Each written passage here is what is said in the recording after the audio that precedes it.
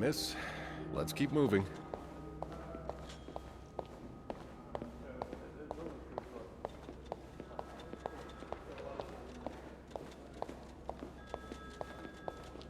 It's on your right. Here. No, I'm usually in charge of the check-in and sorting.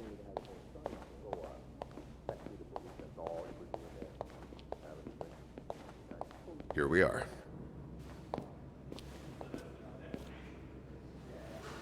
Good luck.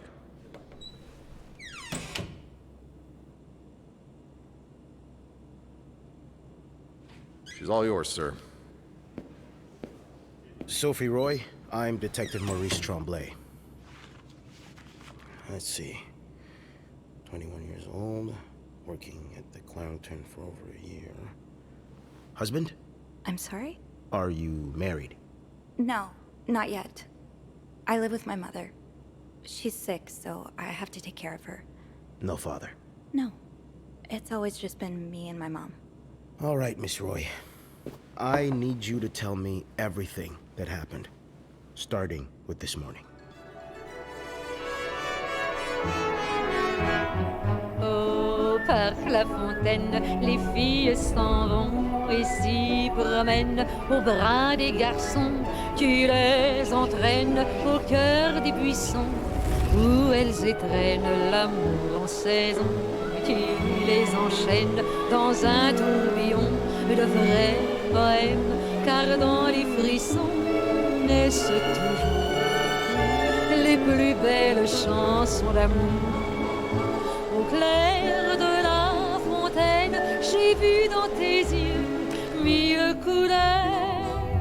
Quand la claire fontaine s'amusait au jeu de nos deux cœurs. Document's done. Now just a bit of tidying up and I can go on break. Longtemps de ce vieux parc, la fontaine, tu dans tes grands yeux, firais un jour la plus belle chanson d'amour. Doux souvenir, ce printemps qui fit Good enough. fleurir tous nos 16 ans. Chérie, dis-moi, That's a lot of money to owe. Just what did you get yourself involved in? descend dans nos âmes ingénues. Au parc La Fontaine, comme il faisait bon, lorsqu'en nous-mêmes naissait la chanson, tu nous entraînes dans le vieux buisson, comme aux anciennes et douces saisons. Tu nous entraînes dans le tourbillon de vrais poèmes, car dans ces frissons naissent Only menswear. belles chansons. Are you in town for a business trip, maybe? La vie qui nous mène sous les vieux rameaux du temps passé, dans nos âmes ramène les tendres échos, ces années. Parc La Fontaine, le dernier frisson de ce poème, utile sans façon, est aujourd'hui la vraie chanson de notre vie.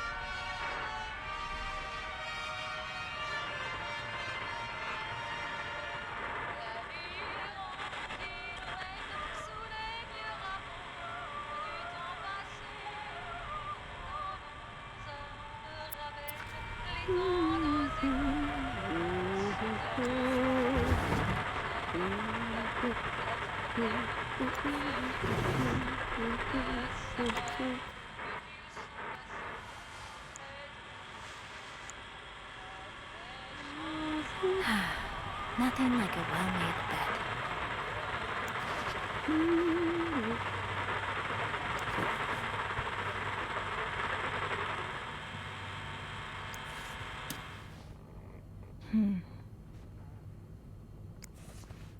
guessing you've seen better days. But you're obviously still important to someone.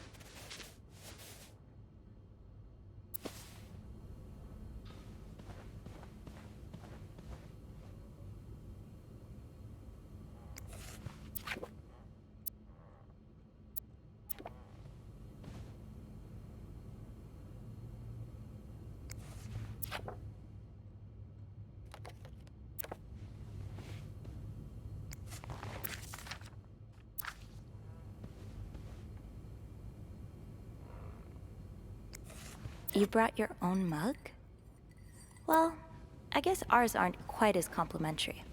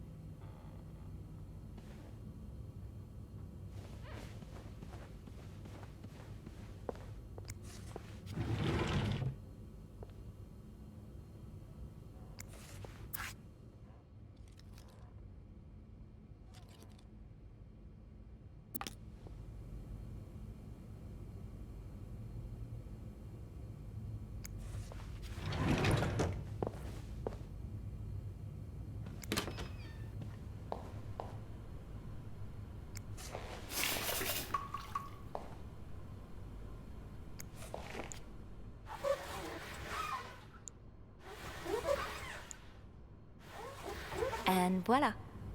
Good as new.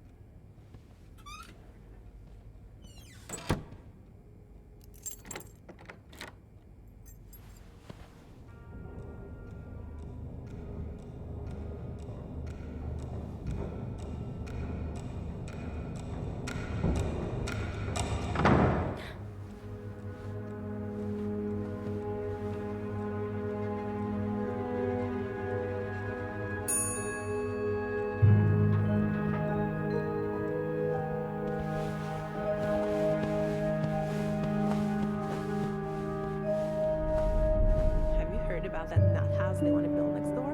Yeah, it creeps me out. Imagine all the weirdos who'll start hanging around the hotel. I can think of someone who'll feel right at home. Look at her, always glued to that gossip magazine. Do you think she has any real friends? Or is it just Gracie, Joan, and Marilyn? Well, when your own life is that dull, you need to get your excitement somewhere. Oh, did you see Rebecca come in this morning? She was wearing the same clothes. Now, don't you think you're overreacting? This is exactly the kind of behavior Linda warned me about. She's doing everything she can to break us apart. Sophie speaking. Hey, it's Beth. Do you think you could come up real quick? Sure. I'll be right there. You're right, you shouldn't. Now I realize I've been blind. I was so in love with you that I couldn't see. What?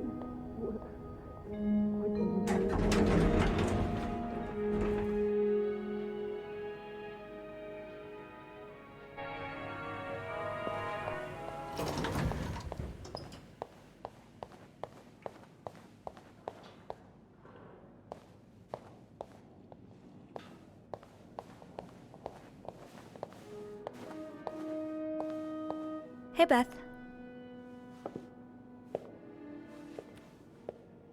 Hey there. So, who's sleeping? Sleep... what? You were whispering just now on the phone, so I thought maybe Eugene or Bobby were napping in the break room again. Oh, yeah, no. It's Jacques and Wendy. They were, in the middle of something. Ugh, it's so awkward when they start making out like no one's watching. Get a room. We literally work in a hotel.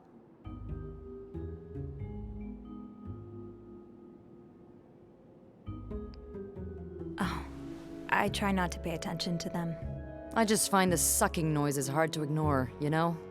But that won't be an issue today, of course. Every sound is being drowned out by the phone's constant ringing. Because of the storm? You have no idea. You're the only person I've talked to today that hasn't mentioned the blizzard. I mean, until now.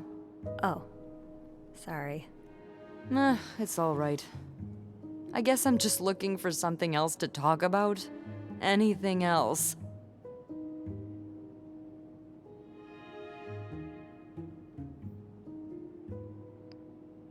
Well, I do have some gossip about Jacques and Wendy. How dare you not lead with that? What's going on? When you called, I wasn't whispering because they were making out. They were fighting. Oh, this is entertaining. I mean, oh no, why? I'm not completely sure, but it sounded like Linda had something to do with it. Ugh, that bitch. Beth? Trust me, she deserves it.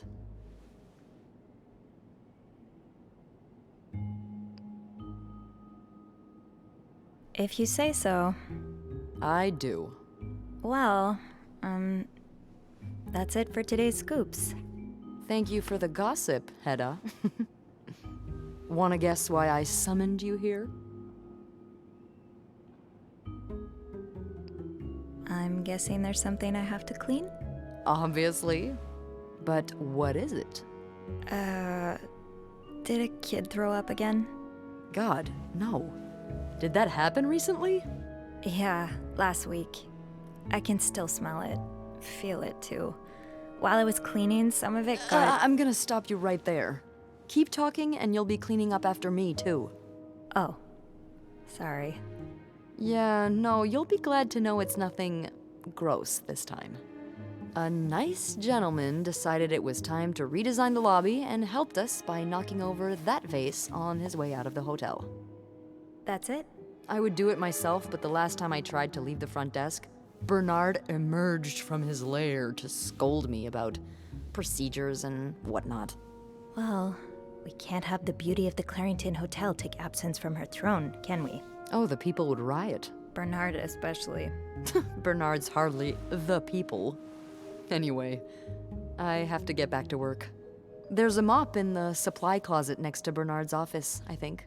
Thanks. I'll see you around.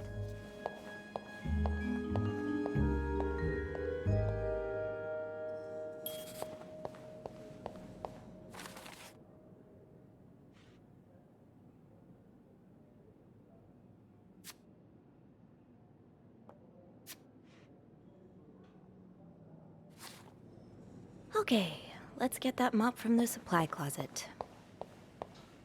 Linda, Wendy's great at her job. Guests absolutely love her and... Not just guests, apparently. Oh, God damn it, Linda! I only like her because guests like her. Making sure guests are happy is my job, after all. You don't seem to care whether I'm happy.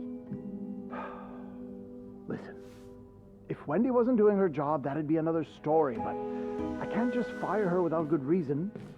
What if she stirred up trouble among the staff? Would that be a good reason? Curiosity killed the cat. Oh, Andrew, hi. I'm sorry, I was just... Spying on our manager? No, I heard something, and Hey. It's okay, I'm just pulling your leg. I'm sorry I scared you. I'm not used to having people around me while I work. Yeah, you're always working alone up there, aren't you? I actually think it's the first time I've seen you down in the lobby. Don't tell me you've been sent to clean up after the Valentine's Day ball.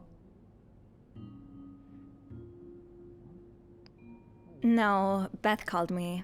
A guest knocked over a vase and made a mess in the lobby. Yeah, I saw that catastrophe happen. Just what we need, huh? Well, I'd rather be doing that than cleaning the reception hall with Nicole. Oof. Yeah, I don't even want to see the state of the place after this weekend. I know chocolate fountains are for dipping, but I didn't expect to find someone's shoe in there. How? No idea. You must see plenty of weird stuff too, right? Yeah. What's the weirdest thing you found in a guest's room?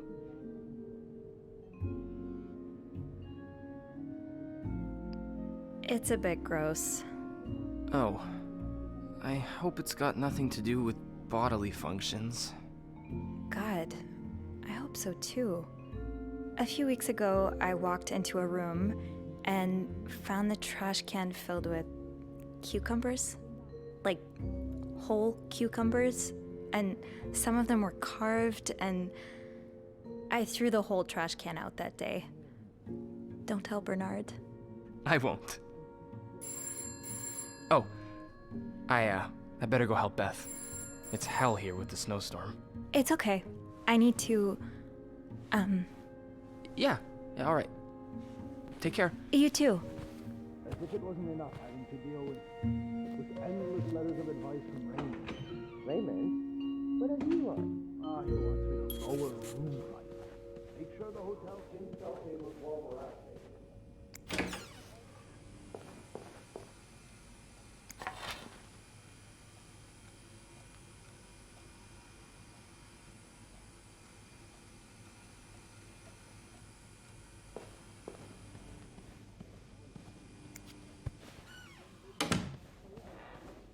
The hotel's gonna go under if I don't raise prices. I'm really sorry about that. I'll have a word with our kitchen staff to make sure it doesn't happen again.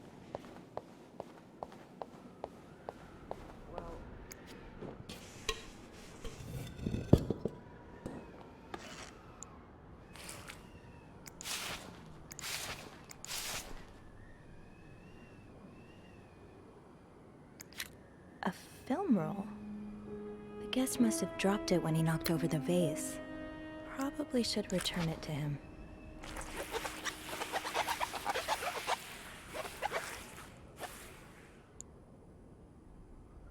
Ew. I better throw that away.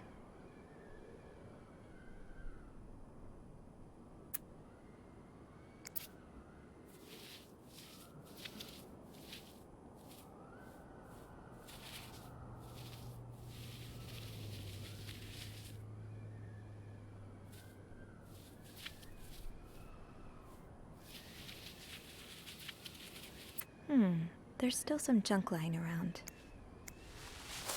Now I just put the leaves back in the vase, and it'll be like nothing ever happened.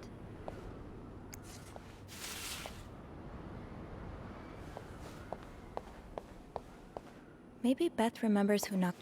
I understand, Mr. Ramsey. I wish I could make the snowstorm disappear. I really do, but sadly, that's not within my power. Beth, who knocked over that vase? Mr. Spade. Mr. Spade? Well, I can check with the airport and let you know when flights resume. Until then... Yes, I know. You've said that already. But... no, that's very unlikely. So, which room are you staying in, Mr. Spade? Well, you're welcome to speak to my manager if you'd like. I'm sure he'll be thrilled to talk to you.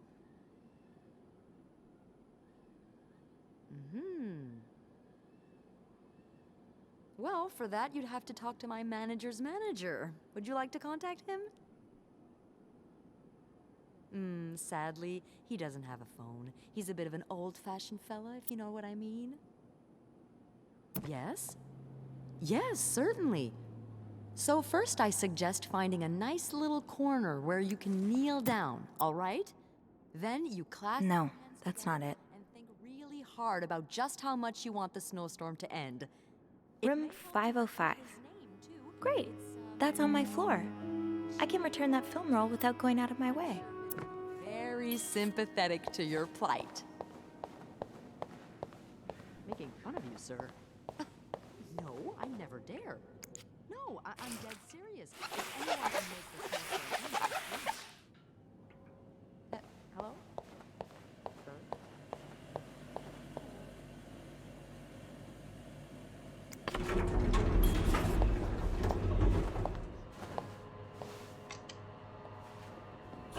Hold it, please. Phew, made it. Thanks. You're welcome. Was it you who cleaned the puddle by the restrooms? Was I not supposed to? Well, Eugene asked us not to touch anything until he's repaired the leak, but It's probably safer this way. Someone could have slipped on it. Which floor? Oh, 6th. Thanks. What's the big rush? I need to bring this to our VIP guest, the one who rented the entire floor. Oh, is it that British man I keep hearing about?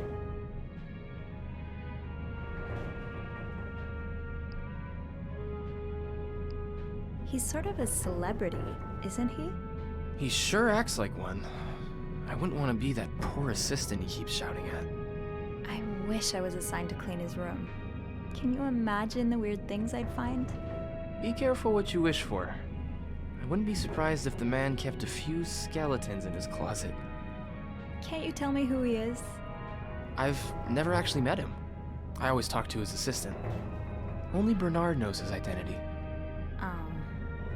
I do have a suspicion, though. Oh? But I'm not sure I should say it. Can't you at least give me a hint? Okay, let me think. Whew. Saved by the bell. Hey, come on. Don't leave me hanging. Let's just say I like to prolong the suspense. Wait. Is that the hint? Who knows? Fair enough. Have fun up there. You too.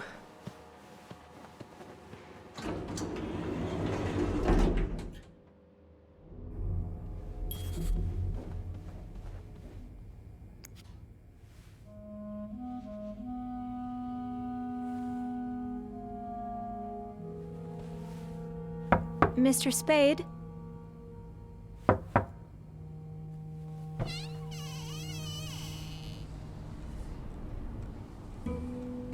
Mr. Spade?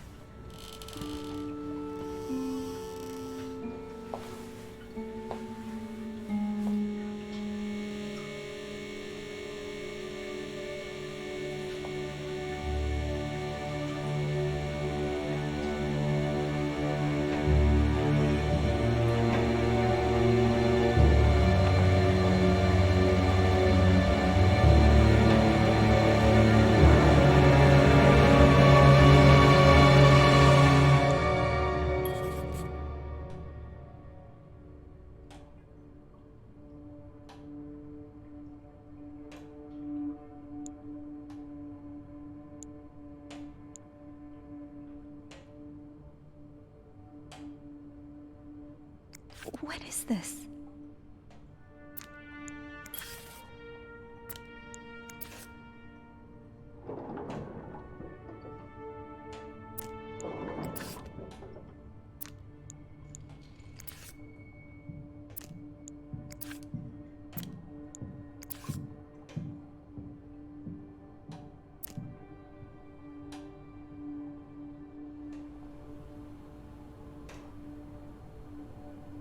I should bring that back to my cart.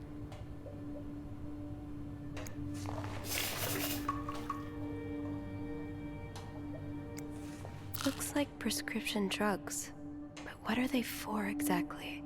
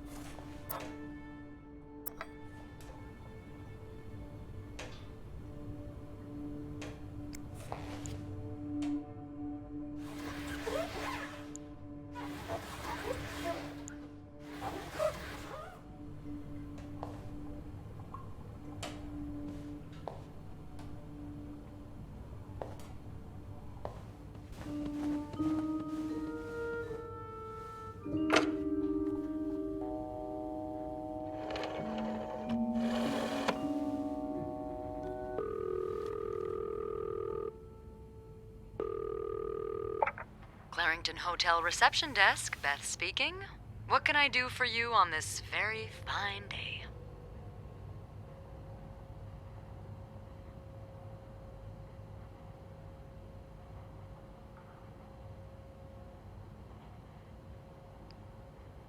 Beth, I need your help.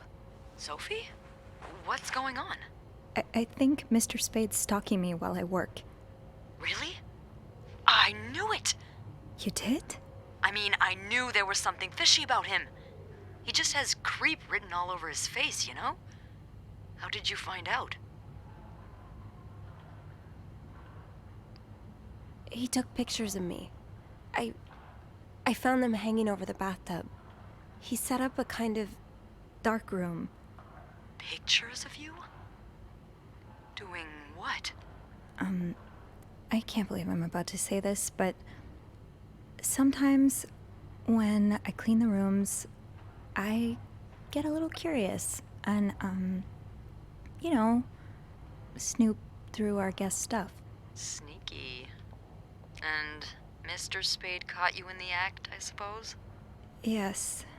I think we should call the police. No, that's a terrible idea. But- Sophie, that man has pictures of you running your hands through people's stuff. But I didn't steal anything. I was just snooping, I swear. I know, but say a client reports something missing, those pictures would put a big red target on your back. So I just leave? Do nothing? Do nothing? No, but it'd be smarter to wait until you have the whole story, or at least more than you have now, before making a move. I've been in darkrooms before. Setting one up in a space that isn't made for that takes time and effort. Wait, you're a photographer? No. I was there to look at pictures a photographer took of me. Look, all I mean to say is there's no way he set all of this up just for a couple of pictures. There has to be more.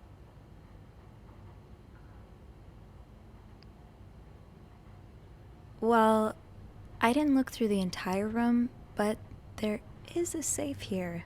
I bet you anything there'll be more pictures in there. Do you have the safe combination then? I'm pretty sure it's locked. Give me a minute.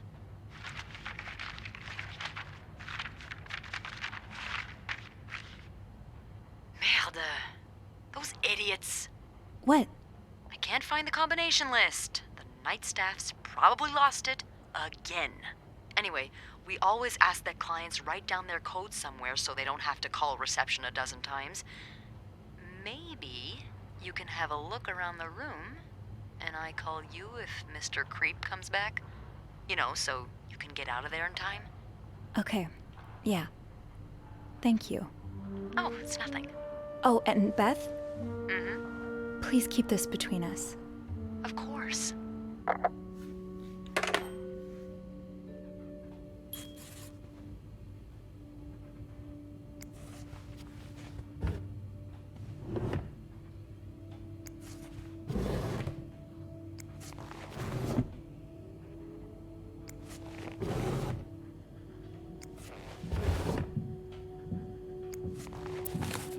That's rough. How are you supposed to support yourself when no one will give you a job or a place to live?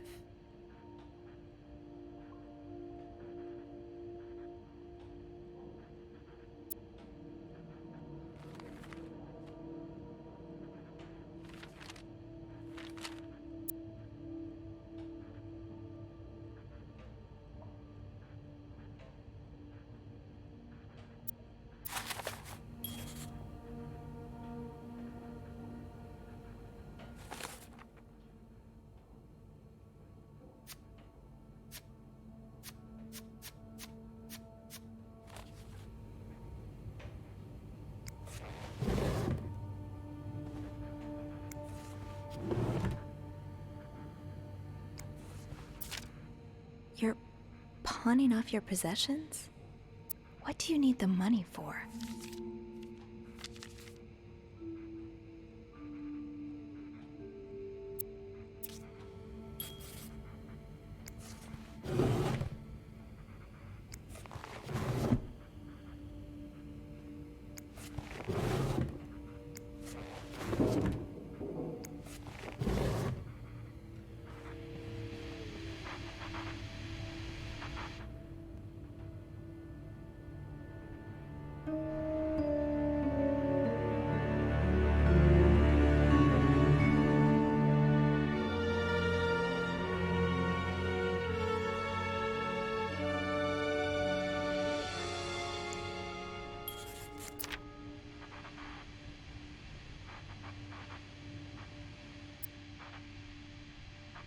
X marks the spot. But there's no way this is just a treasure hunt.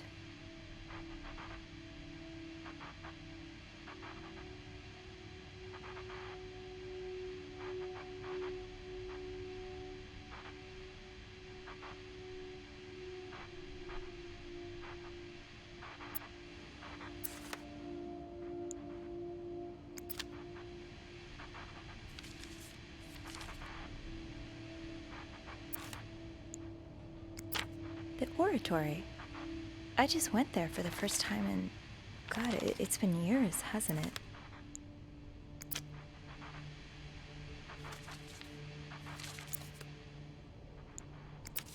I remember this sale. I picked up that new winter jacket for Mom.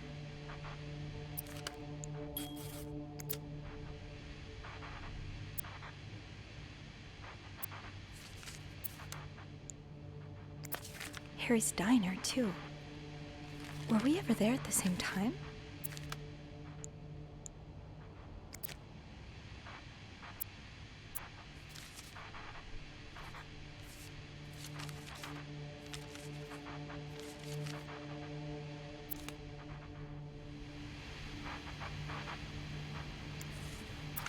Is this a floor of the Clarrington?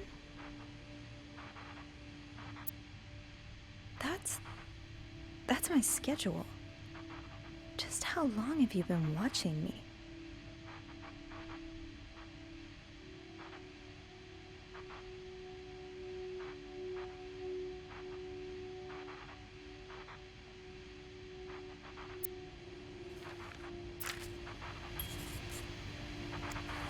Morgan, is that your real name? Why did you check in under Mr. Spade?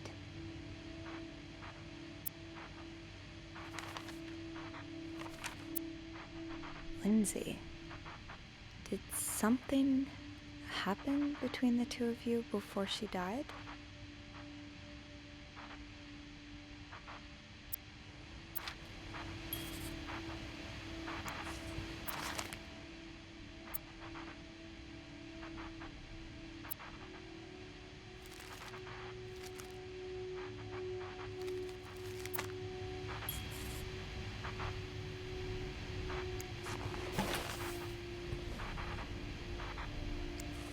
One man's trash is another maid's trash.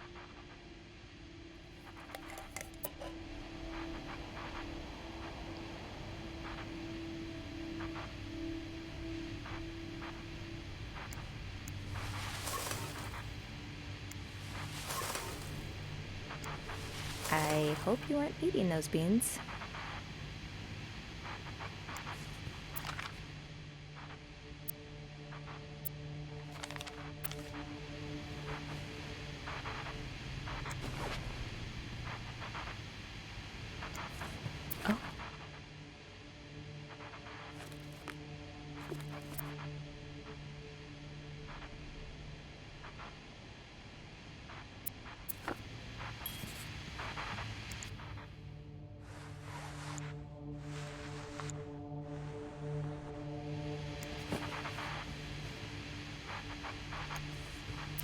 I'd forget my own head if I didn't write everything down.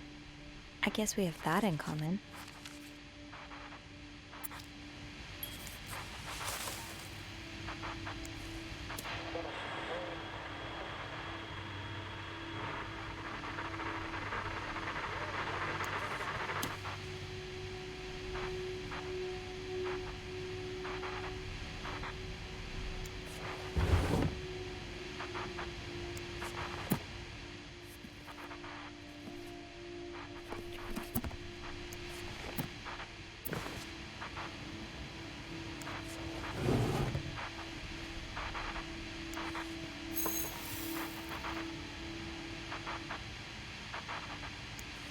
What do we have here?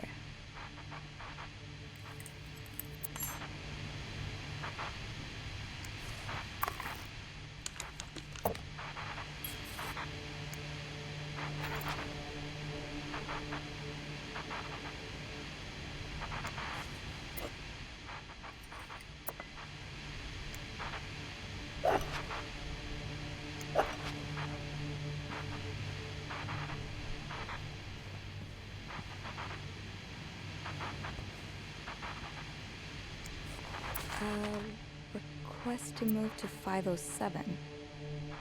Why did you want to change rooms?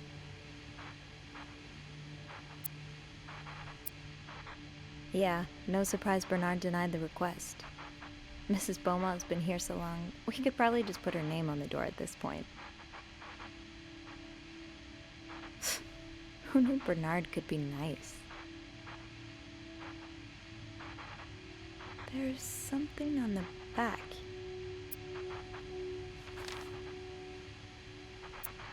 Could that be a reminder for the safe combination?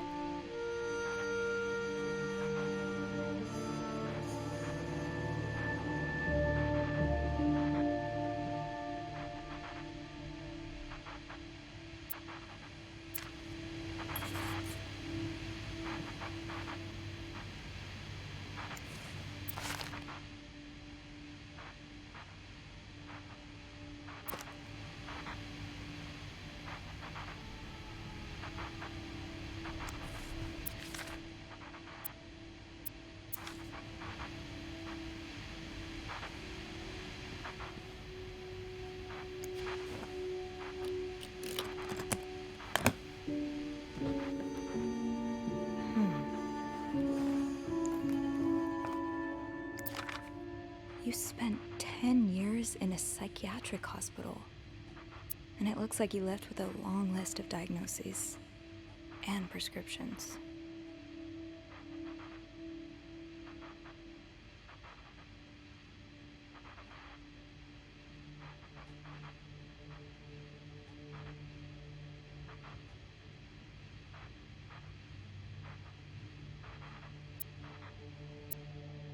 Date of discharge, 1957. 57.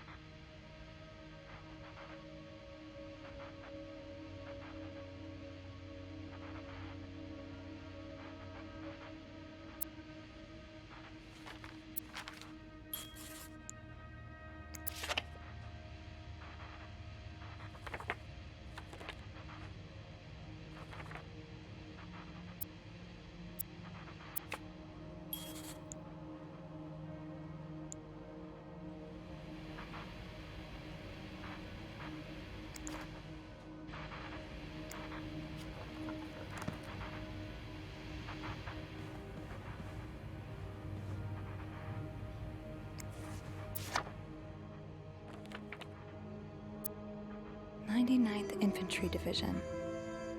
99.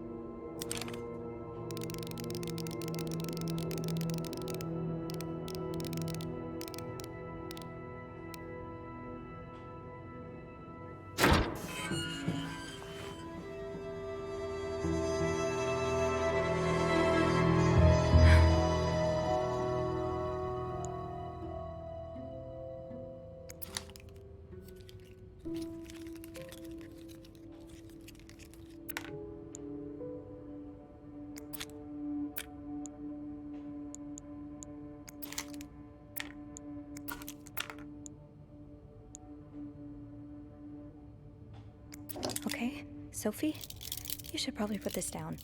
Now. M and H. M and H. Who are they? That was taken in the lobby.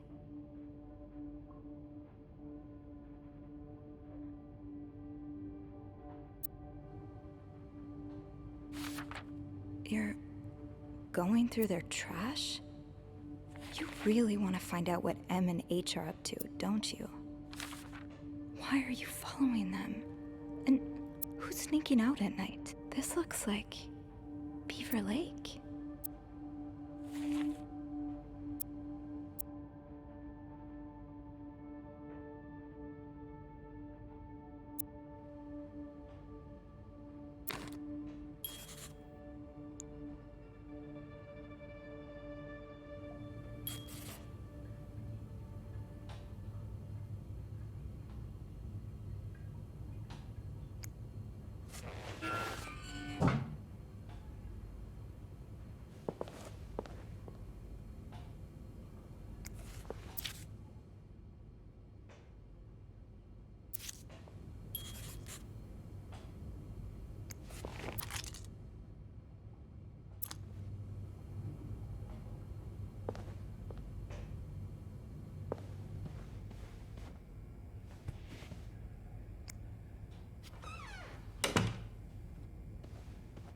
M and H.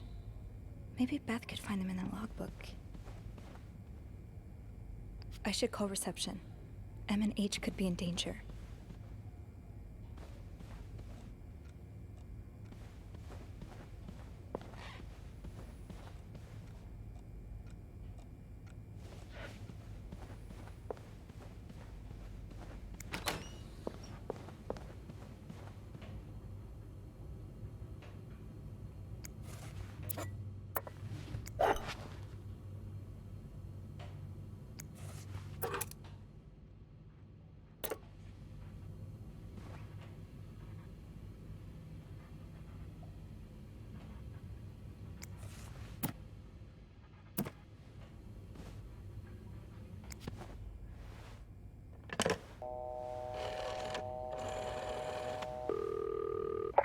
Clarington Hotel reception desk, Beth speaking. It's me. Oh, hold on. Andrew. Andrew. Cover for me, will you? What's going on? Hey, Tintin. Just do it. Sorry about that. So, found anything on Mr. Spade? Well, Mr. Spade isn't even his real name. What? What is it then? Paul Morgan. Ooh, I can see why he changed it. So, did you open the safe? What was in it? A journal. His journal? Does he say why he's stalking you? No, but it seems he's stalking 2 other people as well. Oh, who are they? They're guests. I don't know their names, though. I was hoping you could find them in the logbook. Well, Snoopy, although it may seem like it, I'm not actually clairvoyant, so I'll need something to narrow the search. Do you know anything about them?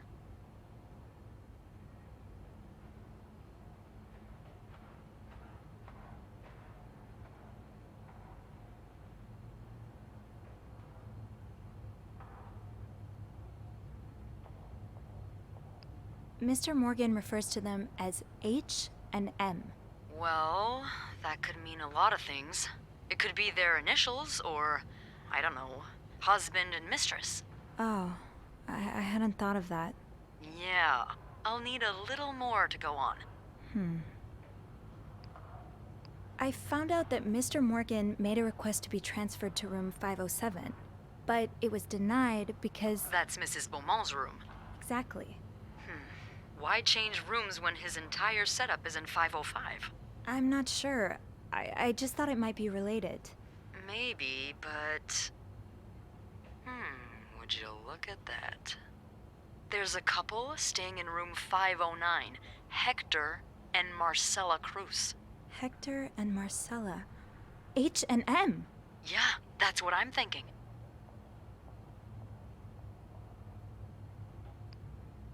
Do you know anything about the cruises? Well, I saw them come in and out of the hotel a few times. Called a taxi for them once. The missus does the smiling and the other frowns a lot. Nothing to write home about. Do you have room 509 on your to-do list by any chance? I do, actually. Then maybe you go clean it and have a little look-see? Yeah, nothing unusual here. Just a maid cleaning a room. That's my girl. I'll call you if I find anything. Just be careful, okay? I will. I promise.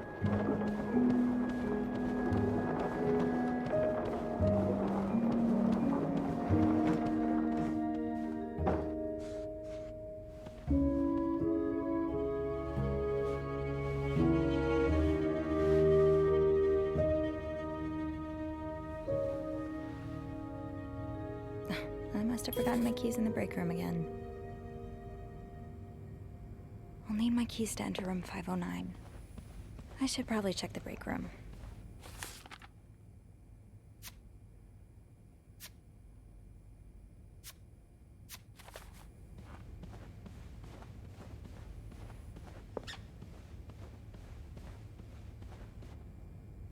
Maybe I shouldn't wander around with my pockets full. Is there anything I can put down?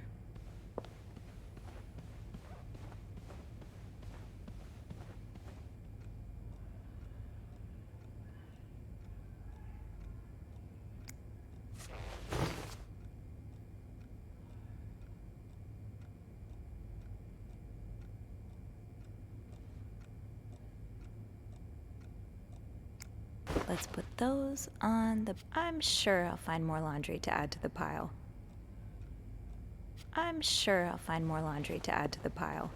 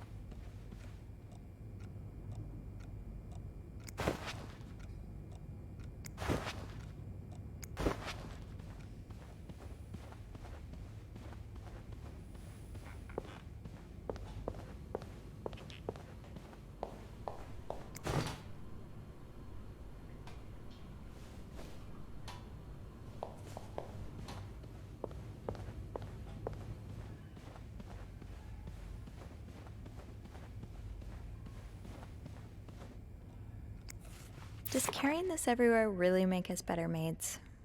Bernard seems to think so.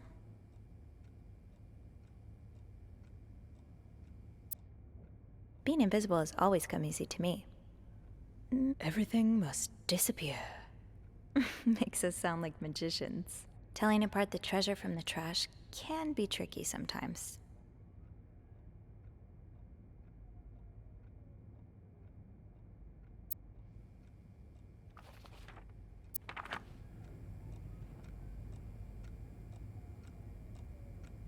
I'm sure I'll find more laundry to add to the pile.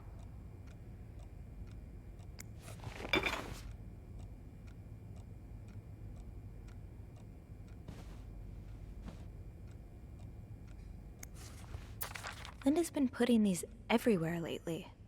It's weird that Bernard allows it.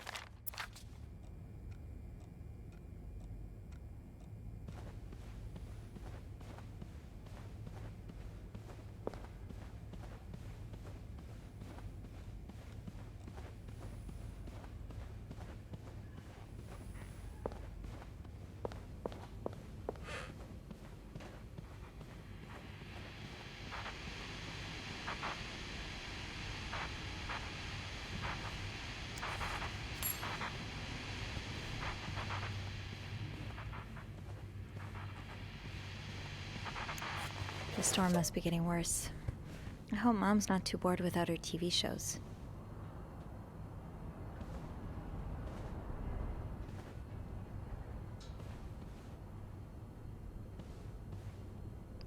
One more pillow, then you're good.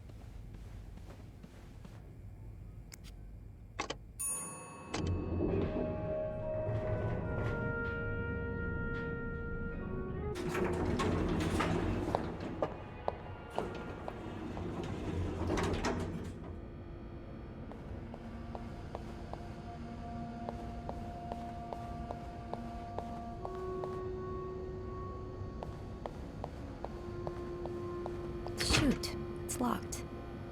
I guess I'll have to get Linda's master key instead. Linda usually leaves a master key in the women's locker room.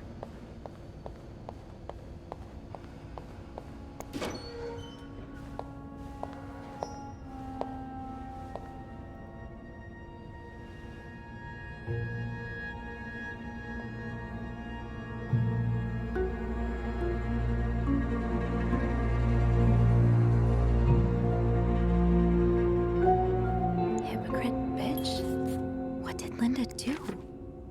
And to whom?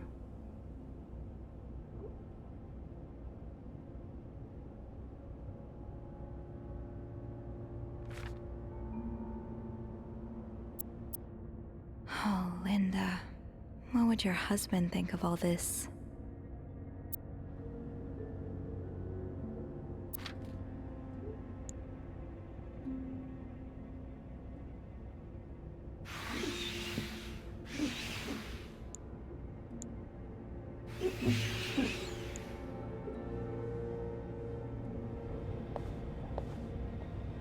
That'll do. I'll just have to make sure I don't forget to return it.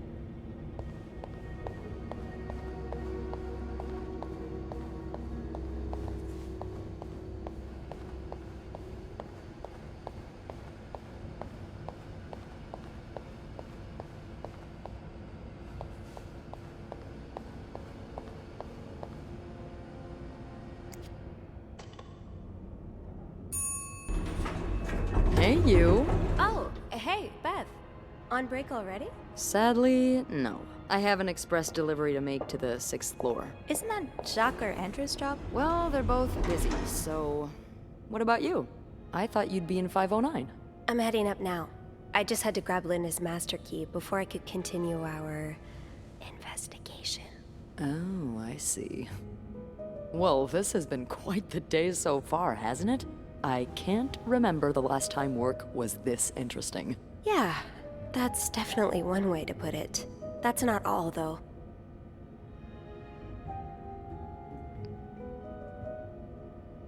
While I was looking for my keys, I found some graffiti on Linda's door. What kind of graffiti are we talking about? The words, hypocrite bitch, in red lipstick. I wonder who could have written it. If I had to bet, I'd put my money on Wendy. Linda's been treating her like her personal punching bag as of late.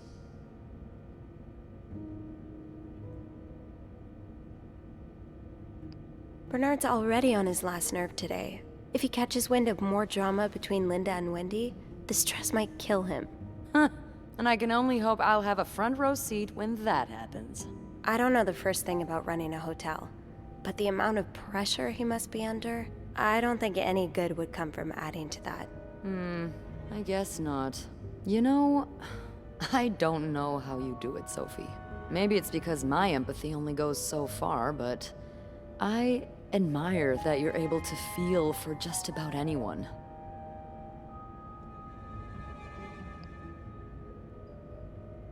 I like to put myself in other people's shoes, especially if they're people I find fascinating. Like you. Wow.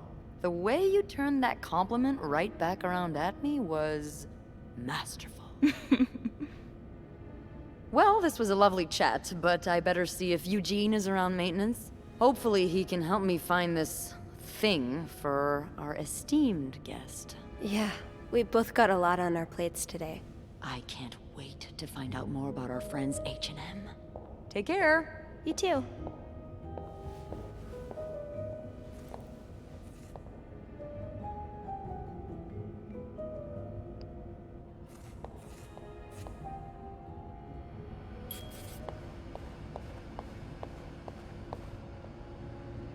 Yeah, Linda's not exactly, my door's always open, come on in kind of boss.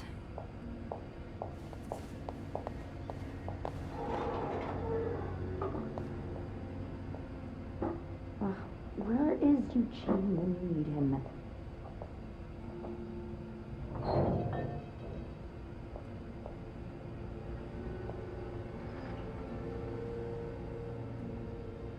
Ugh, such a mess.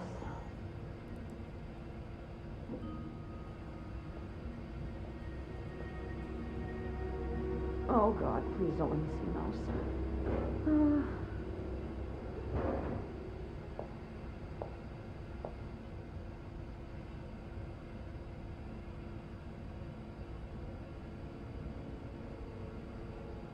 Not in my job description.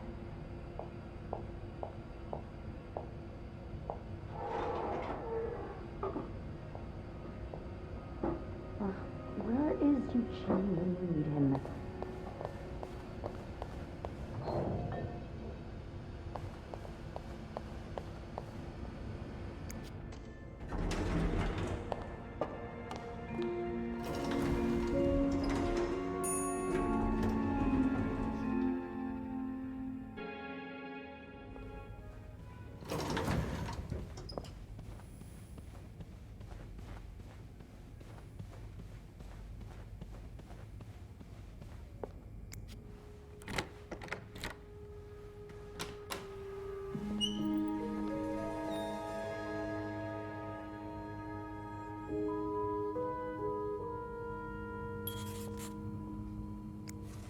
More work for poor Rebecca. Hang in there, Reb.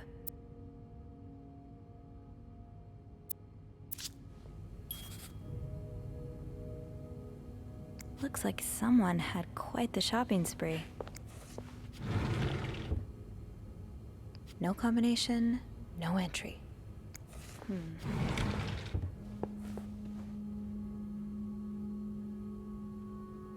I'll hold off on throwing this out just yet. The food's practically untouched.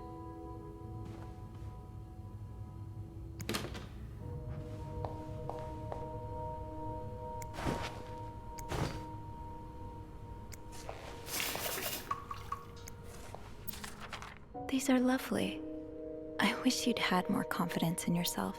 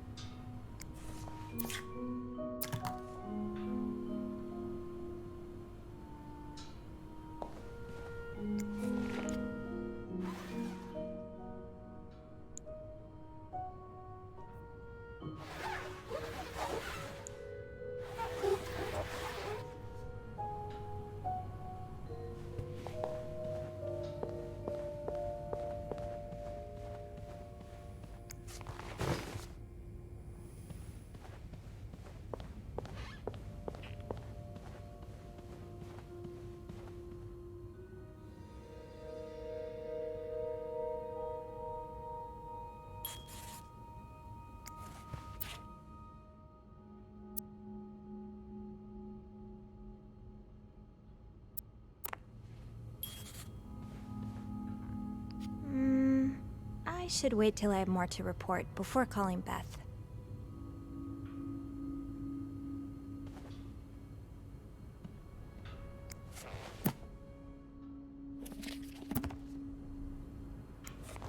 Wow, you look like a couple out of a magazine. These pearls, they look absolutely gorgeous on you. Though, I bet you could make anything look good.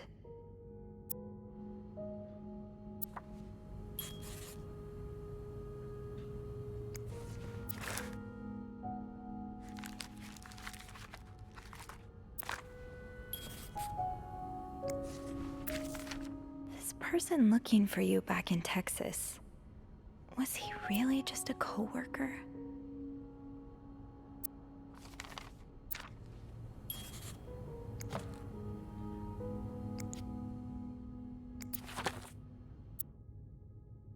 SW.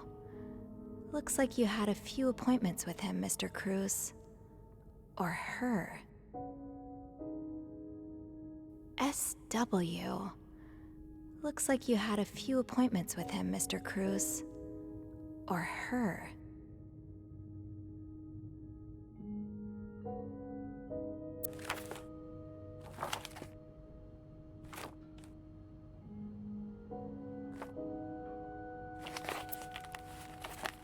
SW. Looks like you had a few appointments with him, Mr. Cruz. Or her.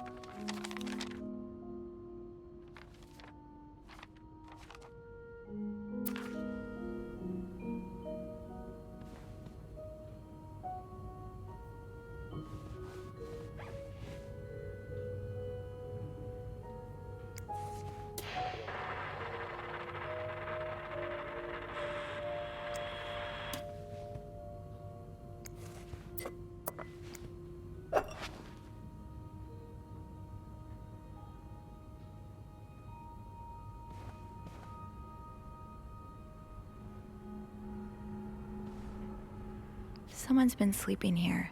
I should leave it as it is.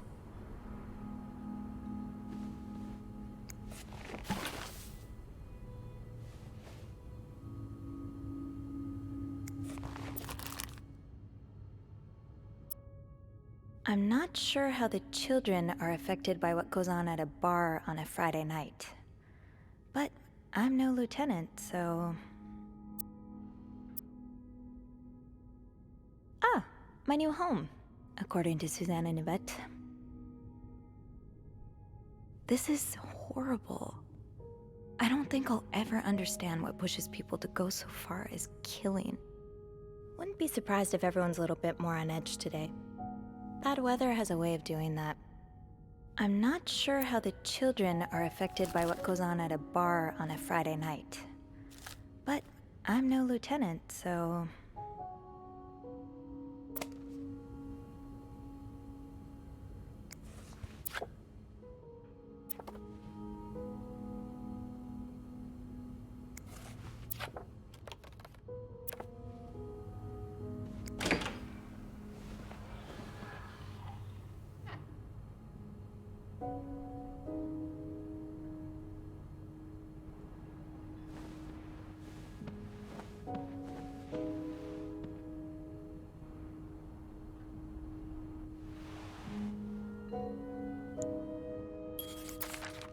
Mrs. Cruz got her personal information stolen.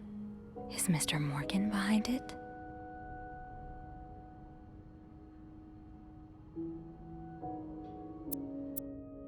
Who could blame you for seeking help? I'd do the same in your shoes.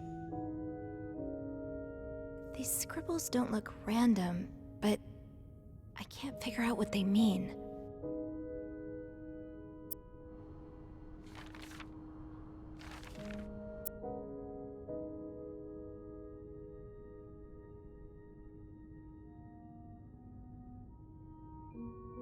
Fernie and Wiseman. Have I seen this logo somewhere? Fernie and Wiseman. Have I seen this logo somewhere?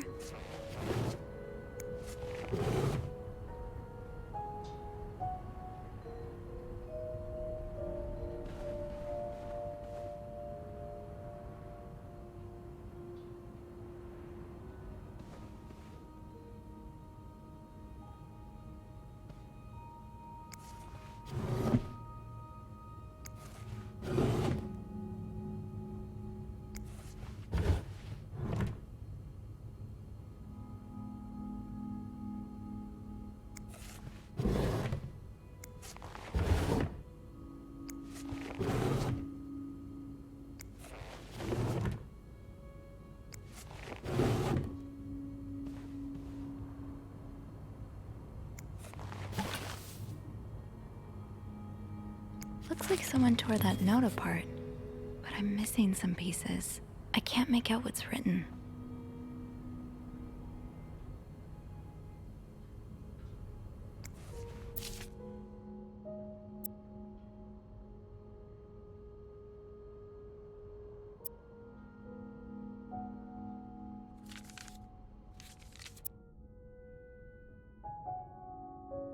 These scribbles don't look random, but I can't figure out what they mean. These symbols, they look oddly familiar.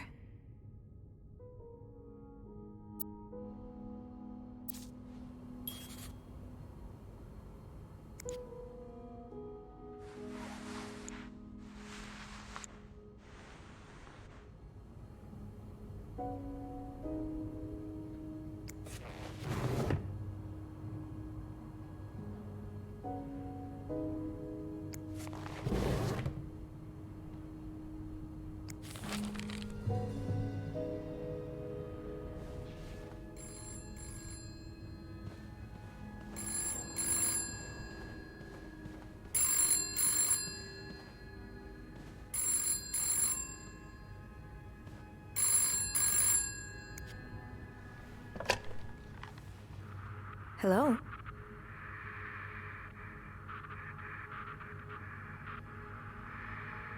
Hello? Beth? Is that you?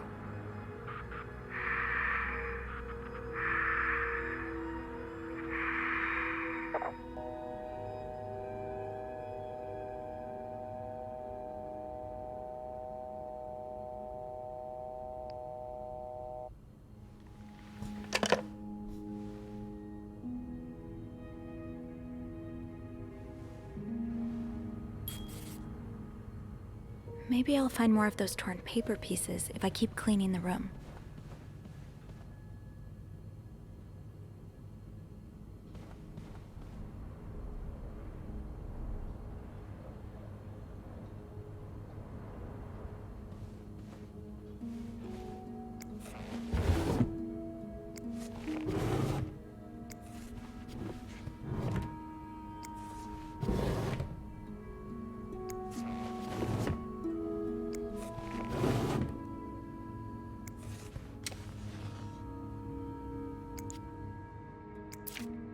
Am I reading this right? The account's been emptied. You don't see someone withdraw $5,000 every day. Just what could have made you empty out your entire bank account?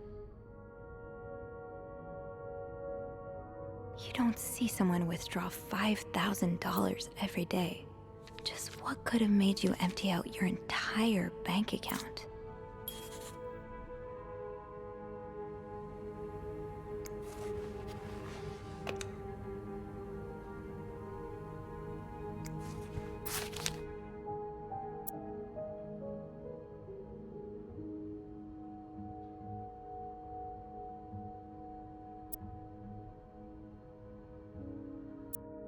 Whoever wrote this is as much a reader as they are a doodler.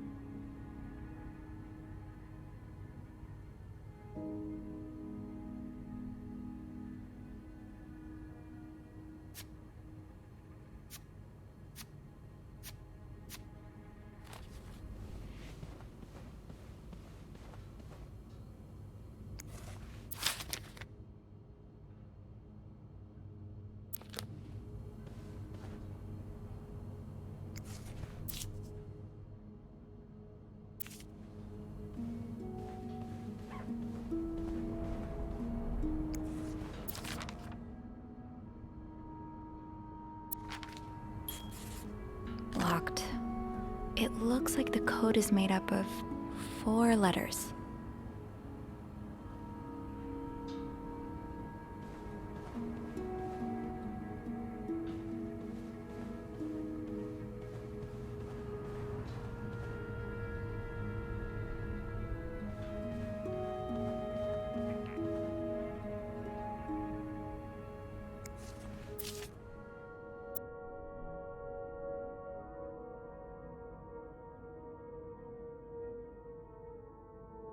These scribbles don't look random, but I can't figure out what they mean.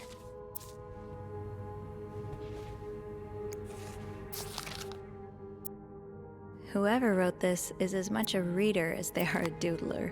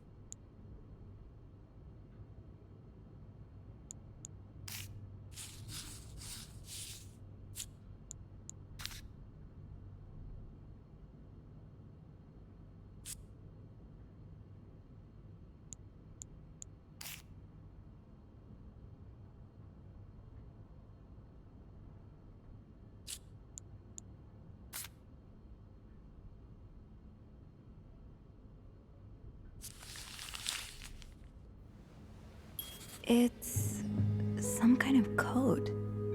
Could I break it?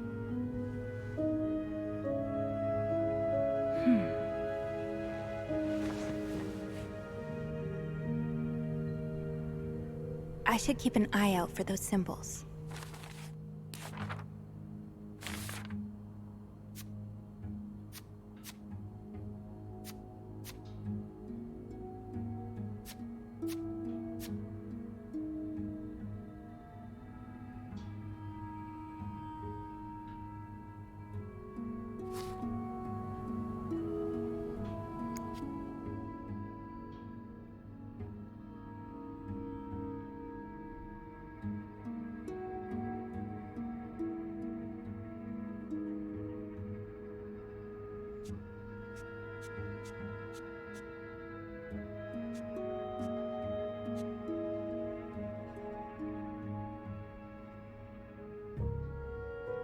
yarn map Mr. Morgan has on the wall of 505.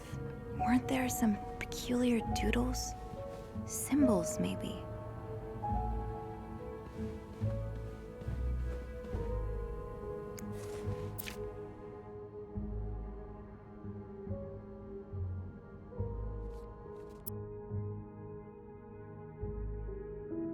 More of these symbols. Just what I was looking for.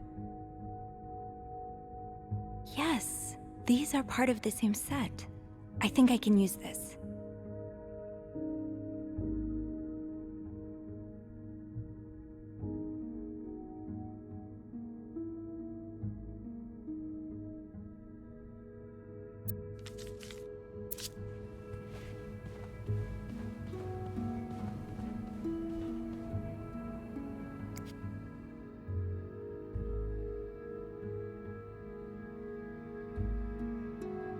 That yarn map Mr. Morgan has on the wall of 505. Weren't there some peculiar doodles? Symbols, maybe. Oh, these symbols match some of the ones on the torn message. That's one of the symbols.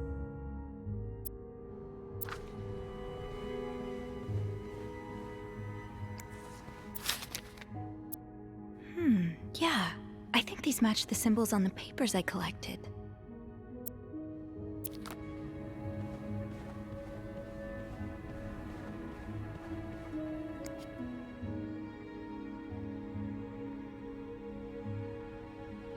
That yarn map Mr. Morgan has on the wall of 505. Weren't there some peculiar doodles? Symbols, maybe.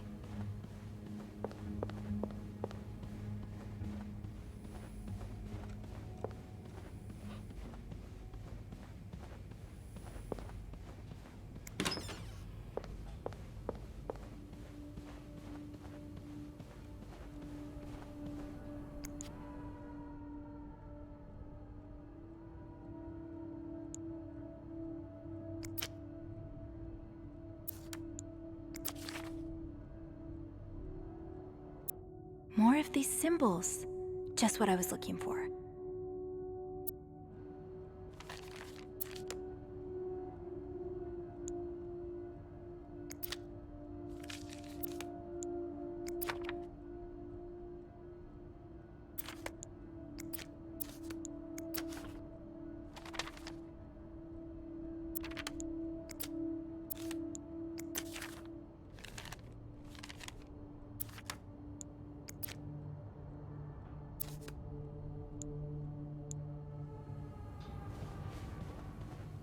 Definitely seen those symbols on some of the things in this room. Maybe I should take another look around.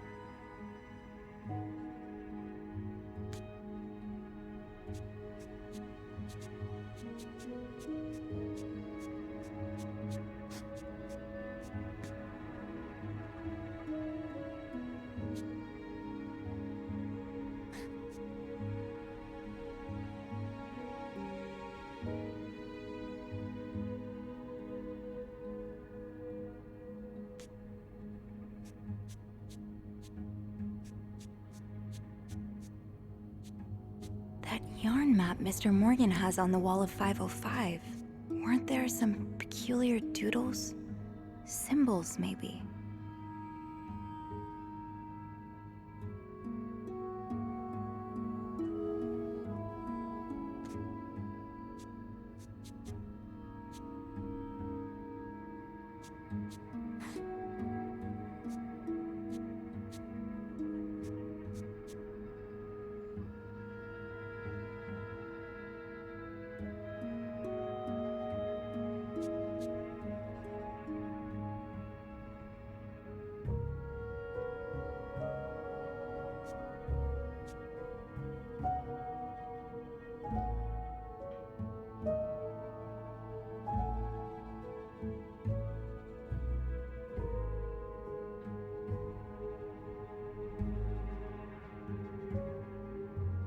That yarn map Mr. Morgan has on the wall of 505. Weren't there some peculiar doodles? Symbols, maybe. Locked. It looks like the code is made up of 4 letters.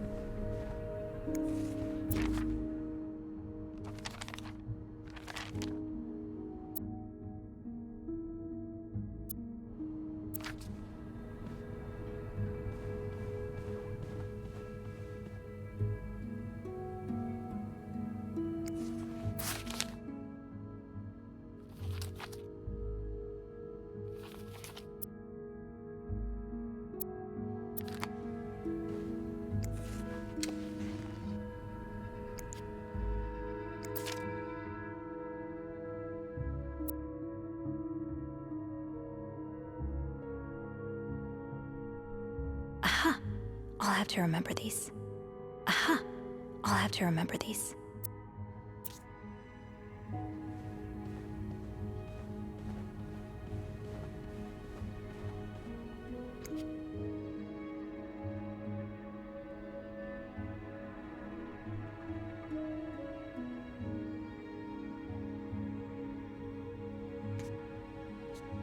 I will leave notes in the vent next to your room.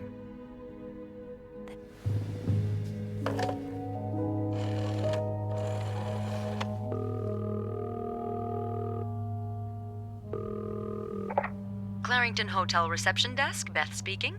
Hey, Beth. It's me. Hey, so how did the snooping go? Find anything? I did. I found a message written in strange symbols. A kind of secret code. A secret code? Well, spill the beans. What did it say? I will leave notes in the vent next to your room. In the vent? Who the hell does that? I don't know, but whoever the message was intended for went through a lot of trouble to hide it. It was torn in a dozen pieces and scattered in 3 different trash cans. So the cruises are keeping secrets from each other. Do you think one of them's having an affair? I don't know. It really looks like blackmail. Blackmail? What makes you say that?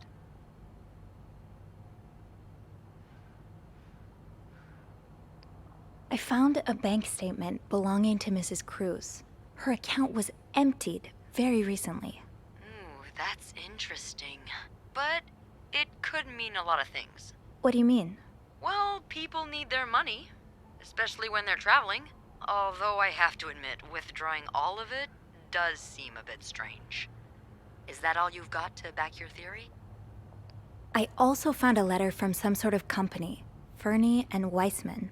It mentions a security breach. Targeting the cruises? Just the wife. It seems some of her private information was stolen by someone. A large withdrawal and a security breach? That can't be a coincidence. Maybe they got something on Mrs. Cruz. Something so bad she had to empty her bank account just to shut them up.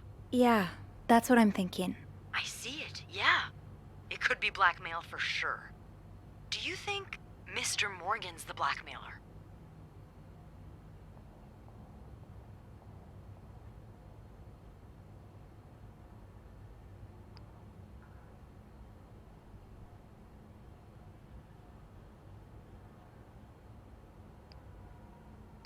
What if the Cruzes hired him to find the blackmailer's identity? Well, if that's the case, he's pretty lousy at it. I mean, he's taking pictures of them, stalking them. I'd call that following the wrong target. Maybe he hopes to catch the blackmailer the next time he gets in touch with them. Maybe. I'll go have a look at the vent that's mentioned in the message, just to be sure we're on the right track. Yeah, good idea, Bean. I'm about to go on break, so if you need my help again, just ask Andrew to patch you through to the break room. All right. Enjoy your break. Oh, I will.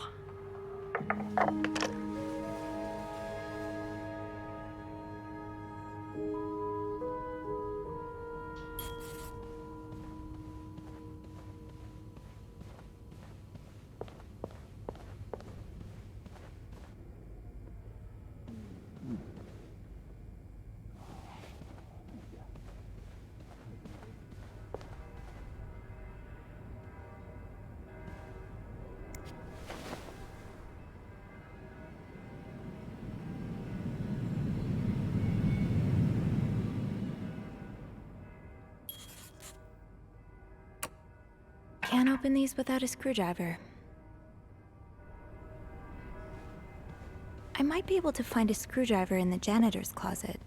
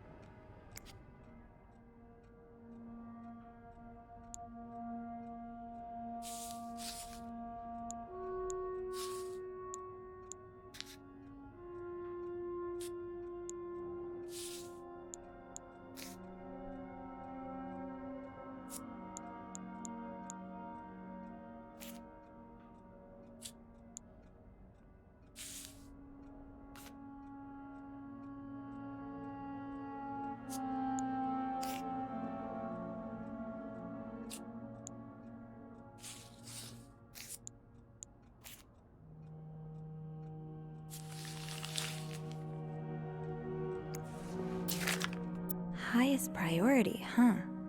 That means Eugene's probably working in Bernard's office right now.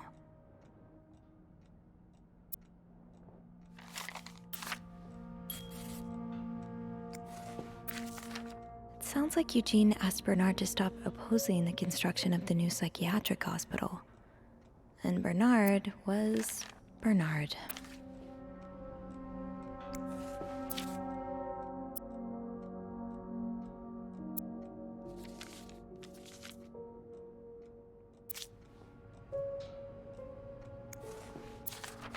Oh, Eugene.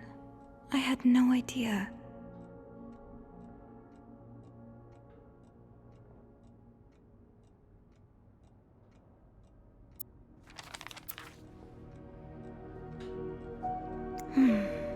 I've never seen two people more suited for each other.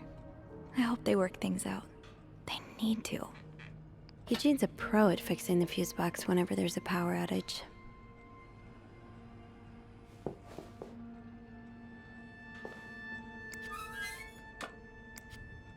Shoot, no screwdriver. What's life without a little challenge?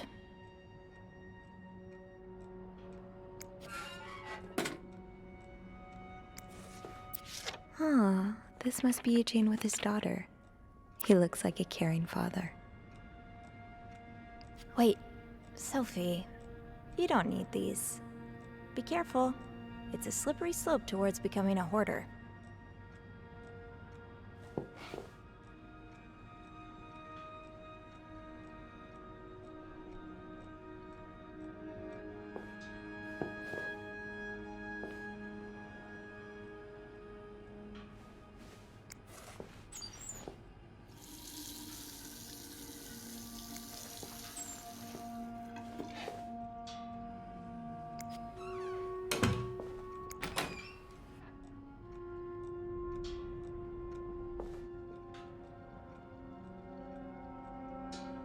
Eugene's a pro at fixing the fuse box whenever there's a power outage.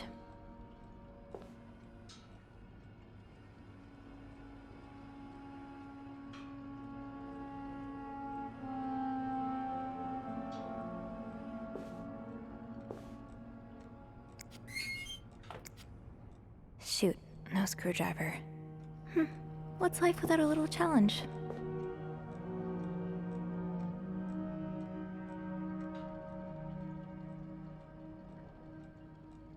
Eugene must be down in Bernard's office. I should go ask him for a screwdriver.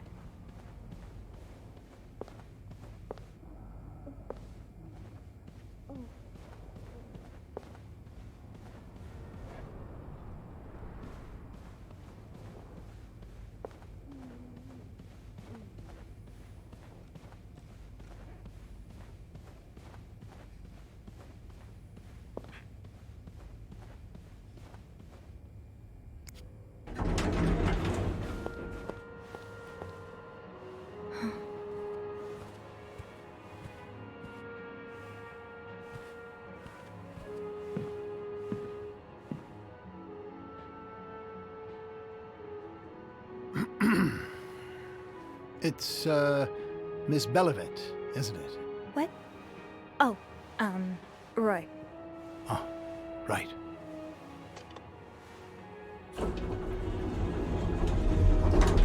You're the one who took last week off, aren't you?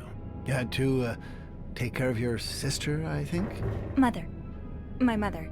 She's very sick. No, I hope this doesn't become a recurring thing. I need to know I can count on you. I understand, sir. What are you doing here, anyway? Are you on break?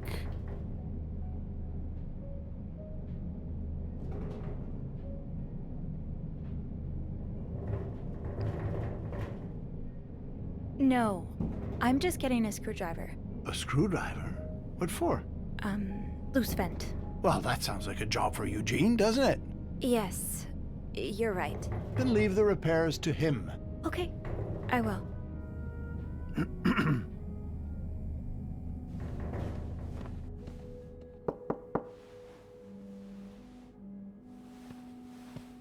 Well, don't you look mischievous. Hey, Bean. If you're planning to give Bernard a good scare, sign me up. No, I'm looking for a screwdriver. For the vent. Linda asked Eugene to fix Bernard's window. Oh, I see. Eugene? What the hell? You'd better go and take a look. I'll stand guard by the elevator, and make some noise if I see Bernard coming. Okay, thanks. I'll be quick.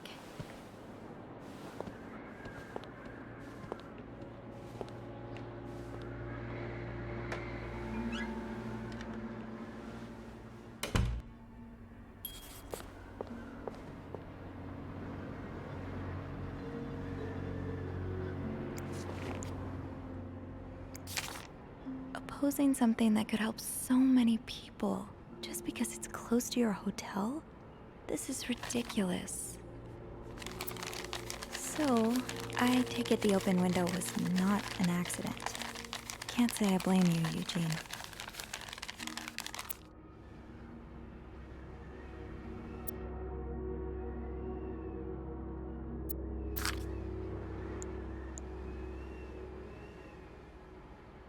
Aha! Let's get you to that vent.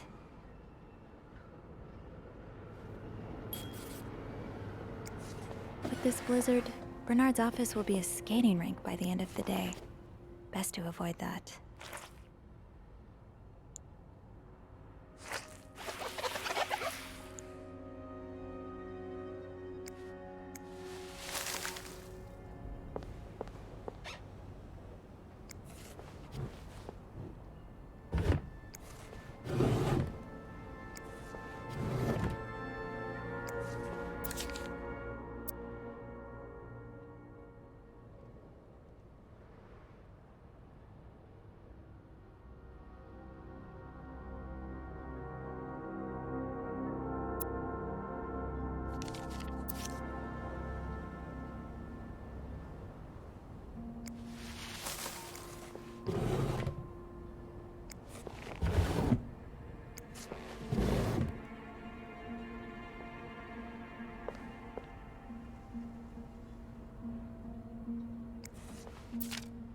This does not look like a nice brotherly check-in. I had no idea things were this bad between Bernard and Raymond. Oh, Bernard. So close to doing something altruistic, but here you are holding it over your brother. What Bernard considers sinful debaucheries could fill an encyclopedia. Could be anything from wild parties to guests walking around with their ankles exposed.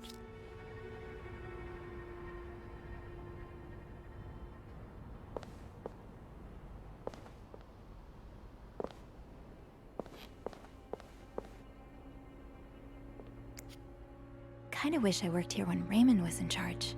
Sounds like the hotel was very different back then.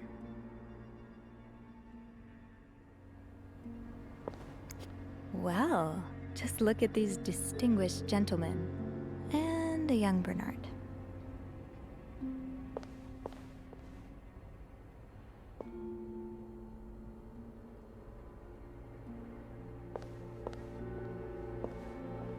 Time to see what secrets that vent is holding. Surely your break is over by now. No, it's not. I came by here not too long ago, and Andrew was already covering for you. That's because I was in the ladies' room. That's no excuse to... It's my time of the month. You're married, aren't you? So you know how it is. I have to go more often, and sometimes I stain the furniture, and don't get me started on all the... That's enough details. Miss Belivet, what were you doing in my office? I was simply closing the door. Someone left it ajar. Huh. Must have been Eugene. Well, don't you have work to do? Yes, sir. Then get to it. Mr. Drake has asked to see you. Again? God, he just can't get enough of me, can he? Just indulge him. Apologize one more time for Friday's mishap. Do whatever needs to be done. We cannot afford to lose such loyal guests. Okay, fine.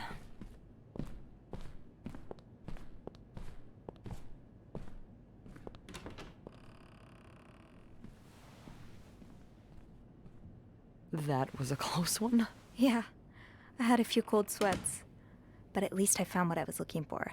Good. Well, if you need me, I'll be attending to the whims and worries of our entitled client...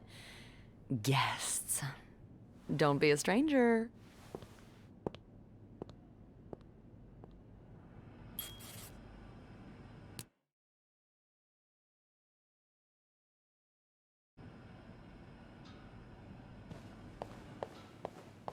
Sorry, ma'am.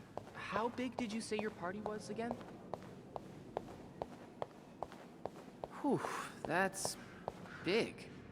It might be a bit difficult to... Well...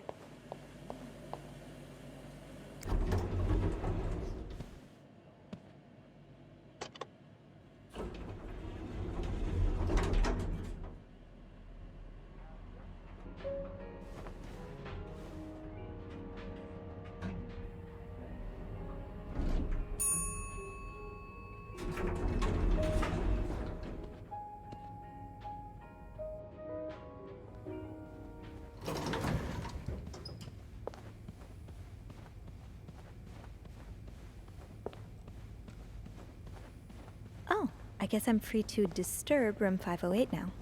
But that's where Bernard and Linda were. Ew.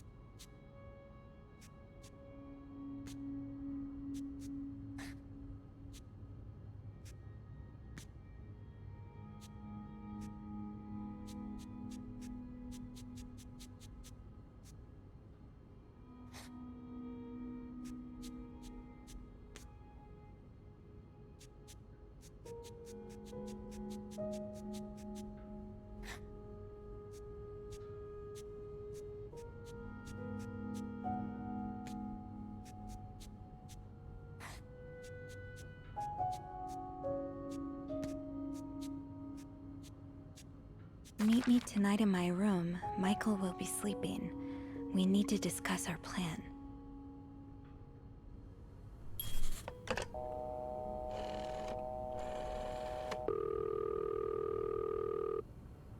Clarrington Hotel reception desk, Beth speaking. It's me. Oh, hello, Bean. Anything new to report? I found another message written in secret code. What does it say? Meet me tonight in my room. Michael will be sleeping. We need to discuss our plan. Michael? Who's that? Another husband? I don't know. It's the first time I'm hearing of a Michael in this story. Let me check the logbook.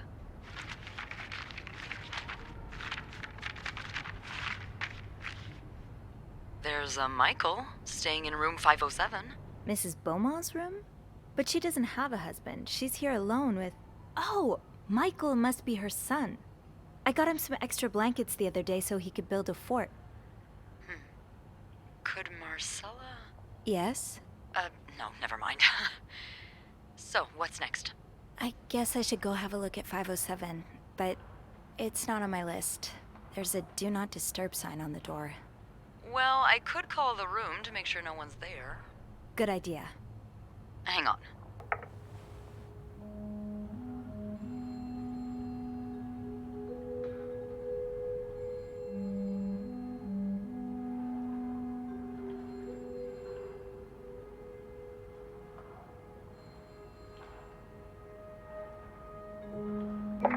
You've got the all clear, Bean. Head on over. Thanks, Beth. I'll call you back.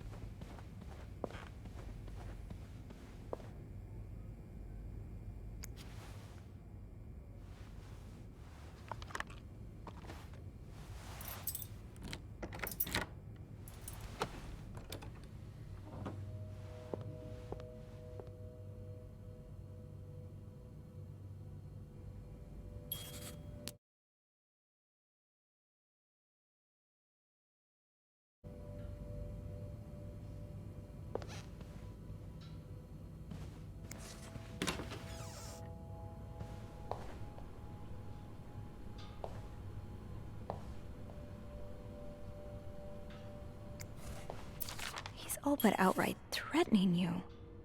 Oh, I hope you can stay as far away from him as possible.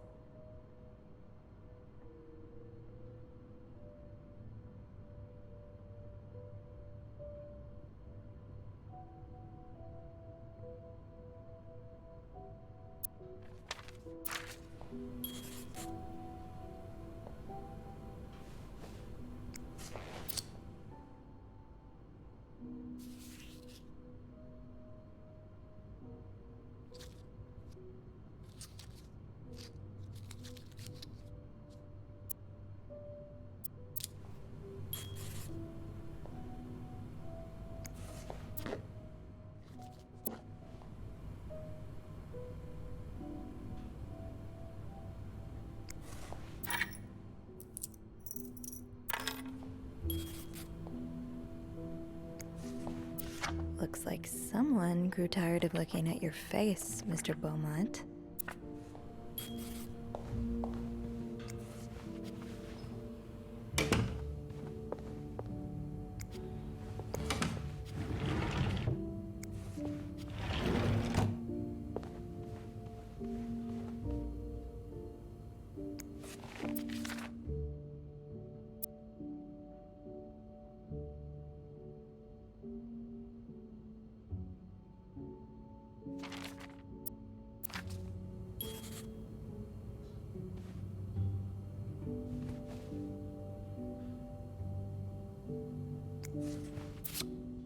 Aw, that's so sweet. I didn't do much, but I'm glad it meant something to you.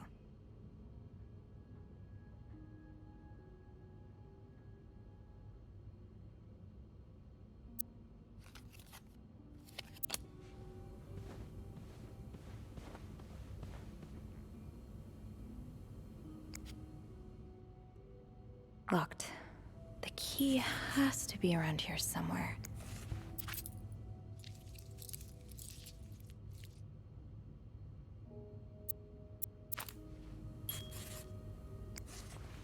So a husband can abuse his wife and just get away with it? And people like Linda still think divorce is wrong? Ugh.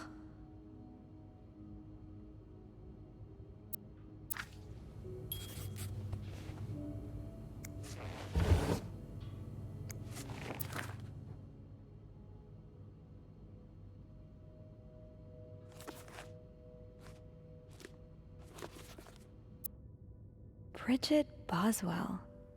Didn't I see that name somewhere earlier?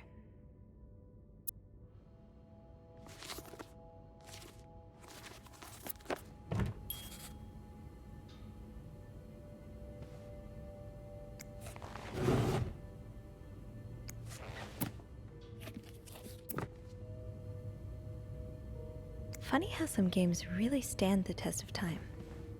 I used to play this with Mom all the time. Oh, Michael. Adults can be so confusing. I promise it's not you.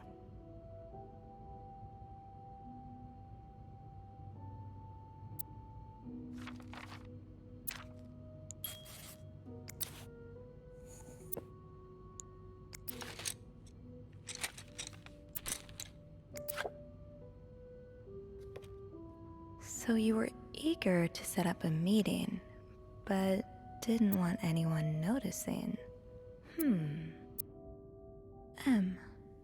Did Marcella send this?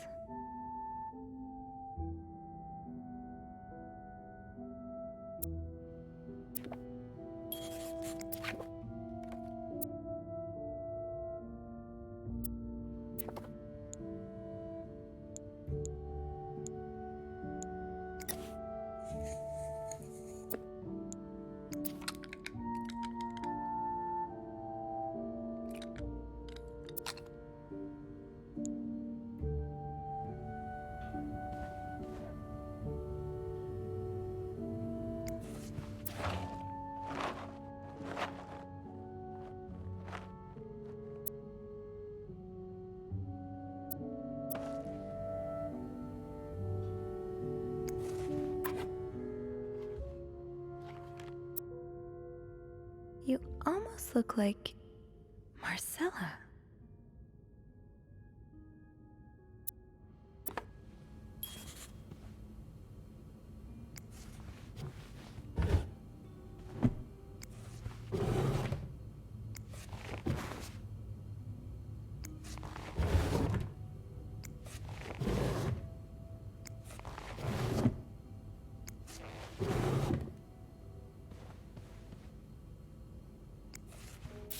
Mr. Cruz, huh? Numbers, dates, times. What does it all mean?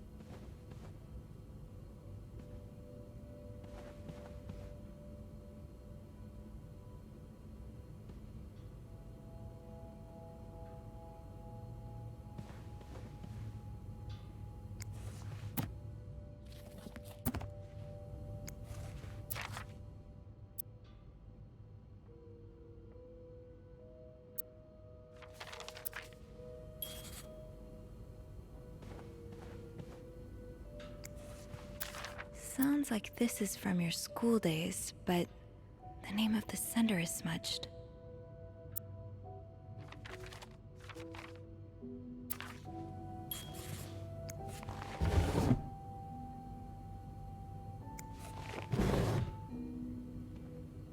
Funny how some games really stand the test of time.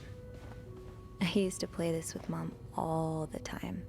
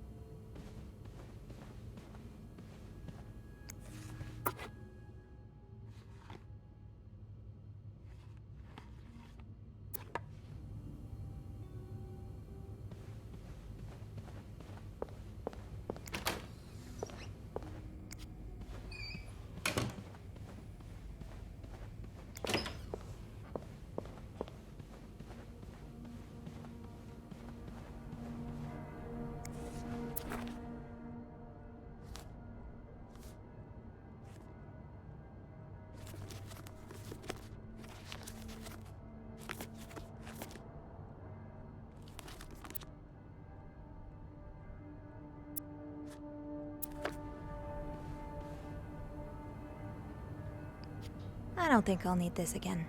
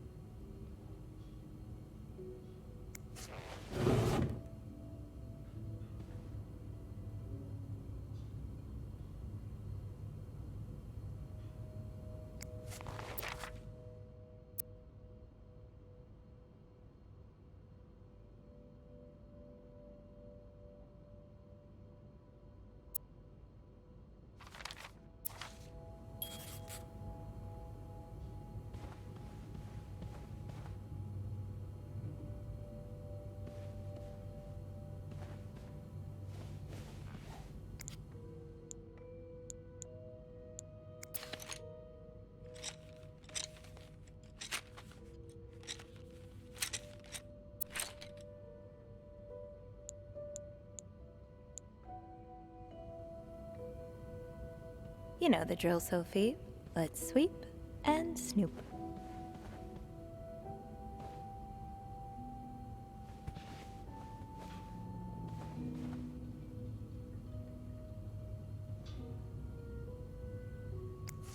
Aha! Keys are Snoop's best friend.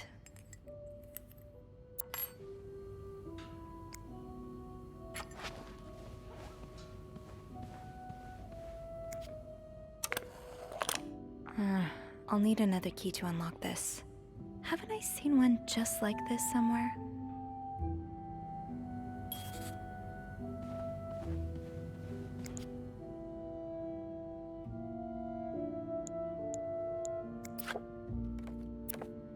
So you were eager to set up a meeting, but didn't want anyone noticing.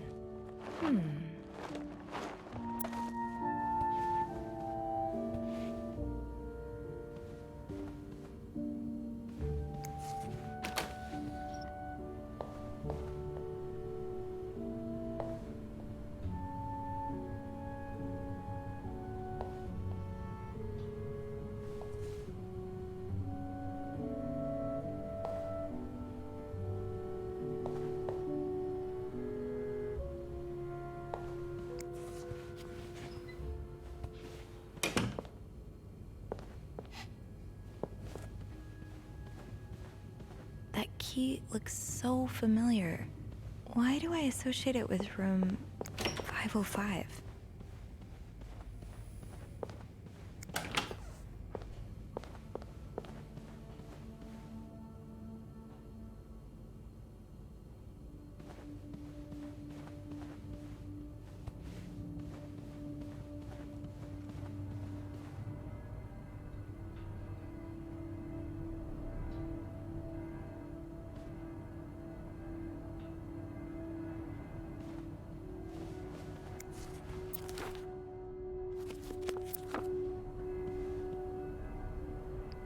I don't think I'll need this again.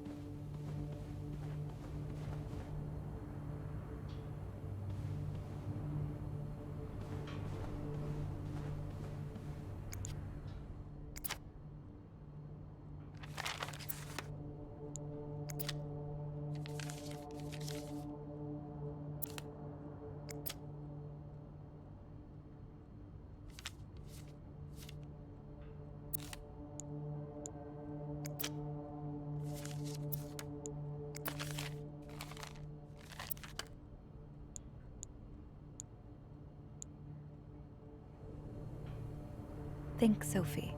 Where have you seen a key like that one before? In a safe?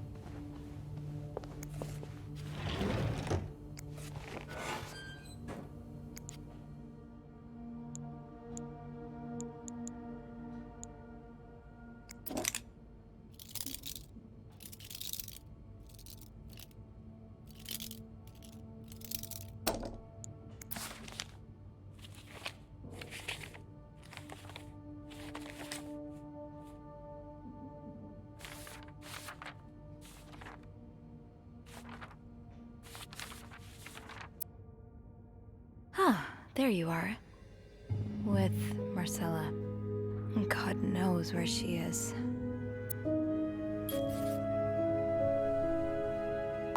Clarington Hotel reception desk, Beth speaking. Hey, Beth. Bean, I've been meaning to speak with you. Oh, about what? Well, a little birdie told me Mr. Morgan and Mr. Cruz had an argument yesterday evening. Really? Who's your little birdie? Jacques. Apparently it got so heated he had to get involved. And listen to this. It sounds like I was on the right track, 'cause he heard a particular word thrown around quite a lot. Wanna guess what it is?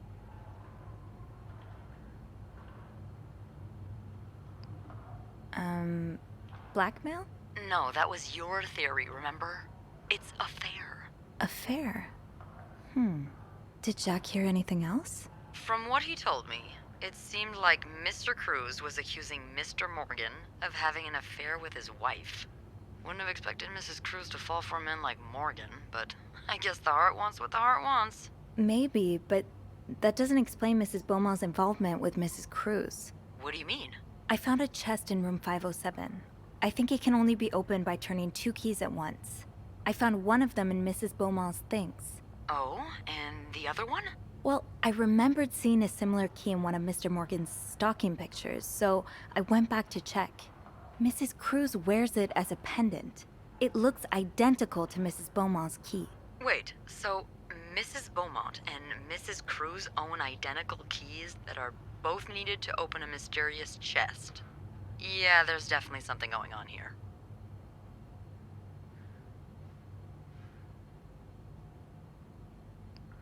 Yeah, but the answers probably lie in that chest, and I don't think I'll be able to open it. I've looked around room 509. I would have seen the second key if it was there. Mrs. Cruz must have left with it this morning. Yeah. We were so close. I can't believe it all ends here. Well, hold on. I may have an idea. Get me a candle and some plaster, and maybe I can do something about that pesky chest. How? I'll tell you later. Just find me those things and I'll meet you in the basement as soon as I manage to leave my post. All right. Thank you for not giving up. Come on, you know I wouldn't let you down. Plaster and candles. Well, half the hotel's under renovation. I should be able to find plaster somewhere around here.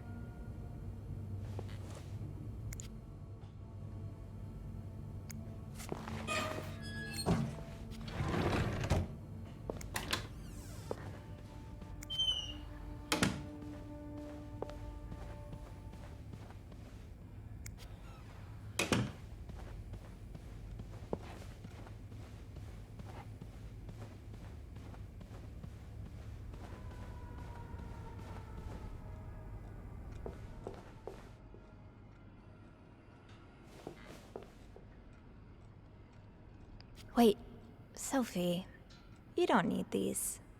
Be careful. It's a slippery slope towards becoming a hoarder.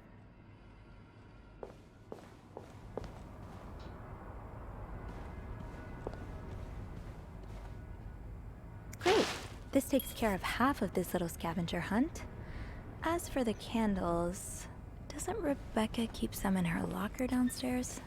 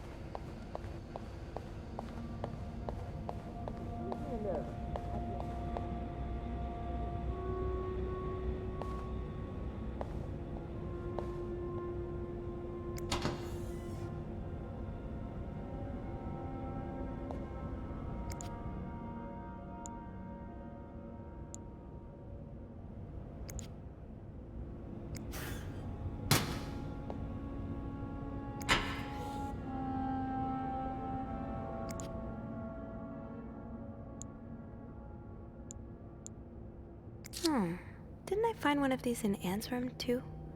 The white cat must be a popular spot.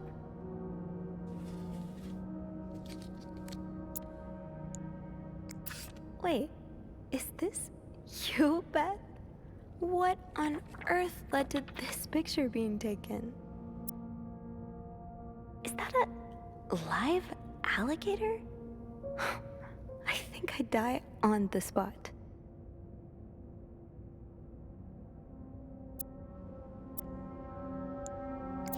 Are you looking to buy land? I know you grew up on a farm.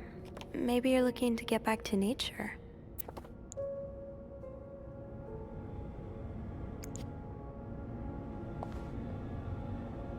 Candles, candles, candles. I think Rebecca keeps a stash of them, but where?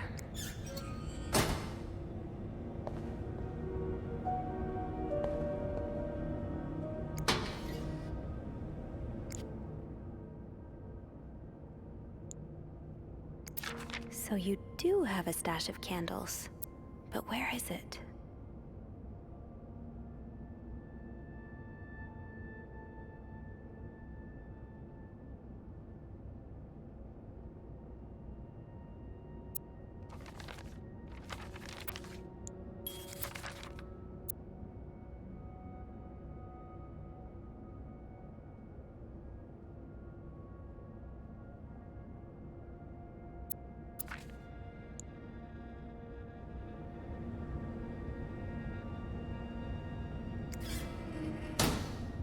It's locked.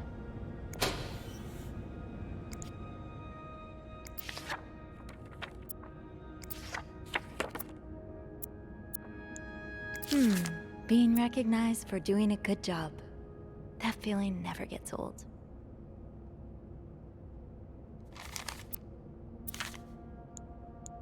Haven't gotten any tips so far today.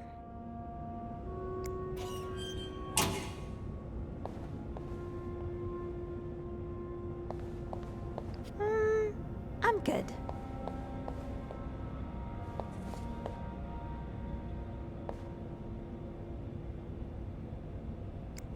To be tossed aside by your best friend like that? Oh, Wendy, that's a special brand of heartbreak.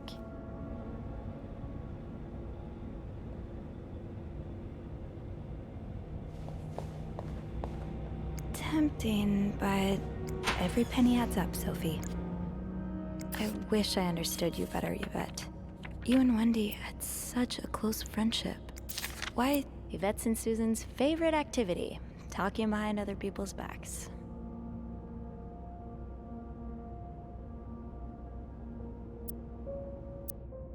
Well, I think your haircut looks good, Reb.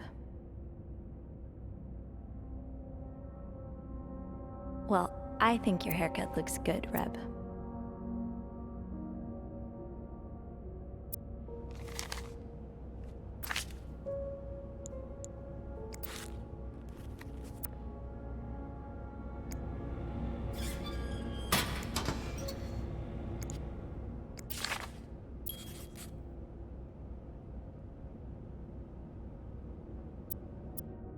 What could I say?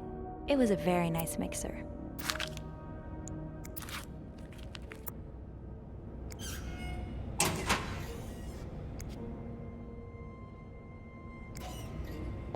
Off limits.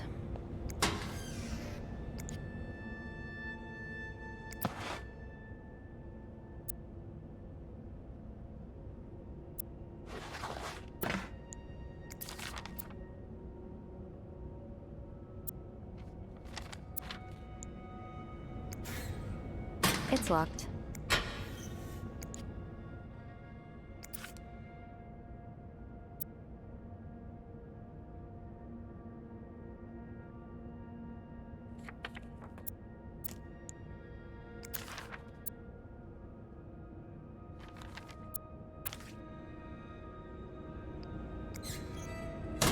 Off limits.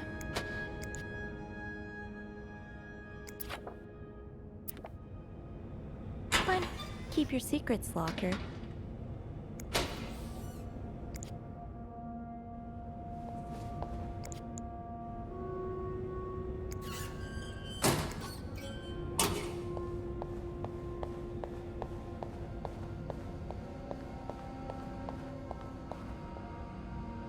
It's locked. The way they look at each other, you can tell it's the real deal.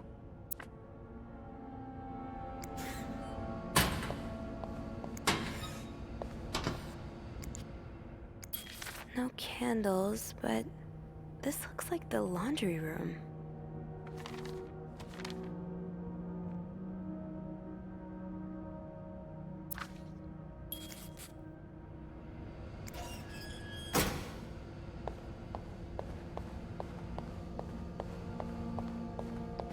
Oh, right. My keys are still in the break room.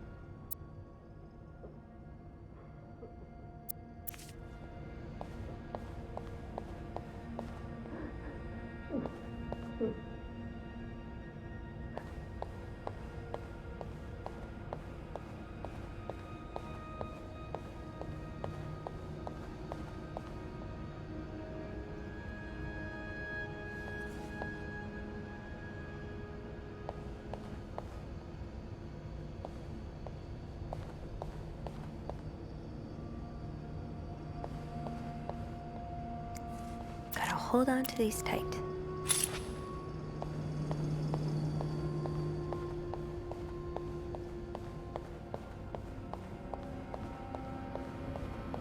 It would make sense for Rebecca to keep her candles by her workstation.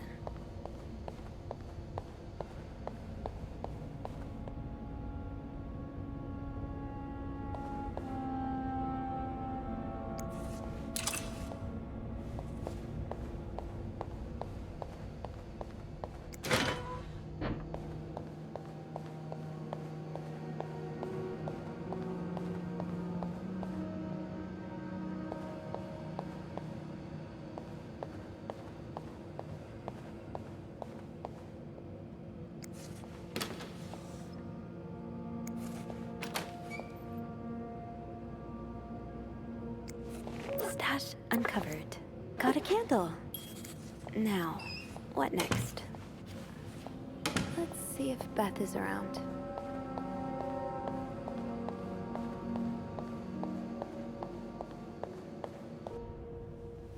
There you are.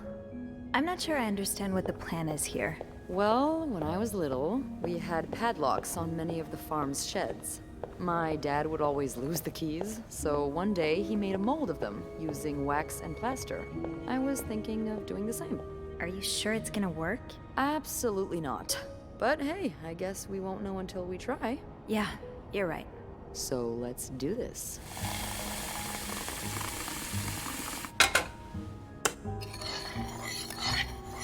Okay, to start, we need to pour the wax from the pot.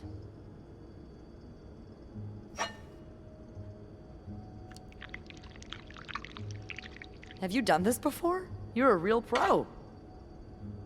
Now, time to put the key in. Let's give it a few seconds, so the mold really takes form. Okay, I think you can remove it. Well, we're almost there. Just pour the cup of plaster into the mold. All right, now we wait for it to dry. How long do you think it's gonna take? I don't know. I guess we'll keep poking it every now and then. I bet you didn't think you'd be making a plaster key today, huh? Indeed. But I like it. It's rare that this job allows me to use my creative side. Your creative side? Well, granted, this key won't end up in any museum, but I enjoy the occasional artistic endeavor.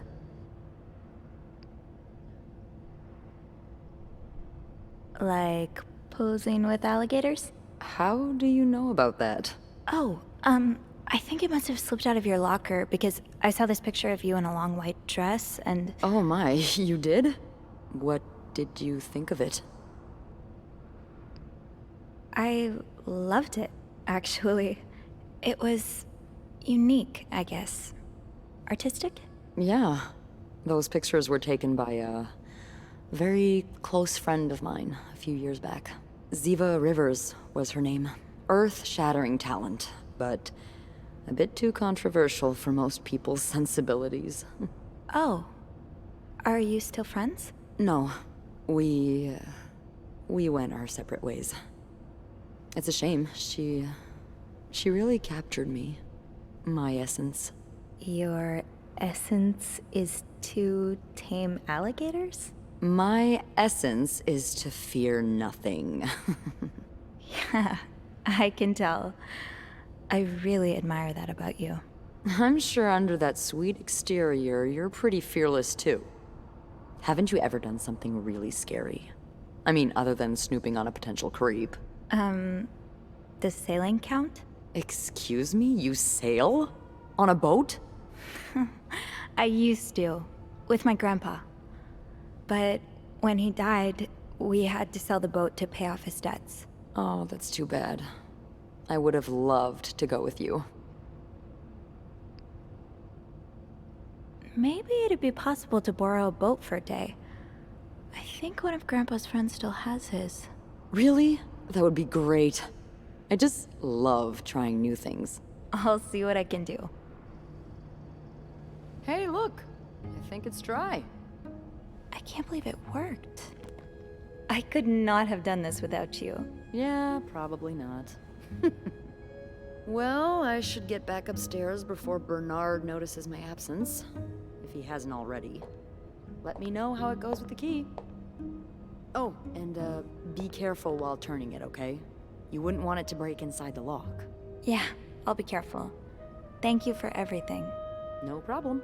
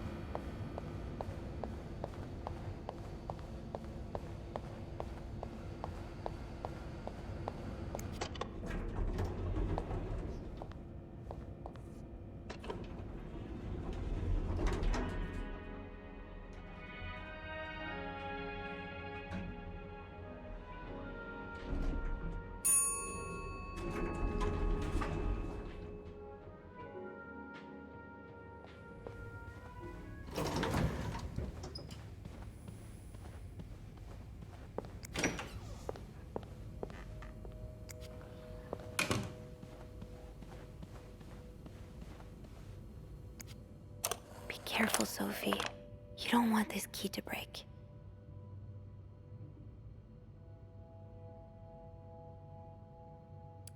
Oh, shoot.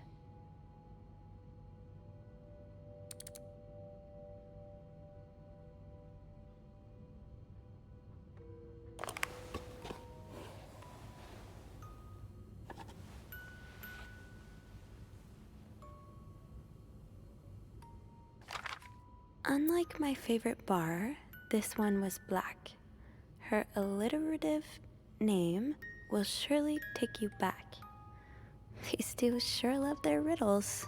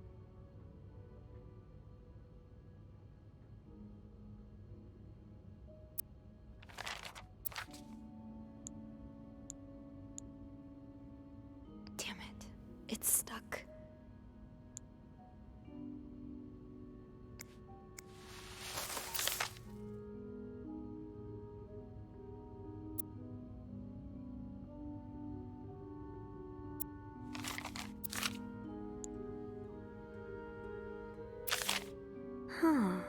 Marcella invited you to the movies. Let me guess. You said yes.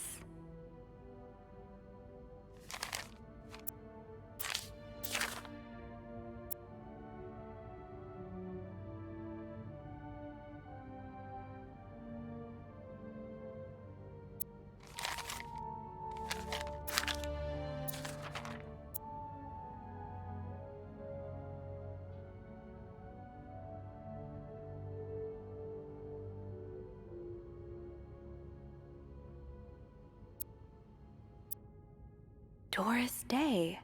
That's an alliteration, isn't it? Doris. I-S.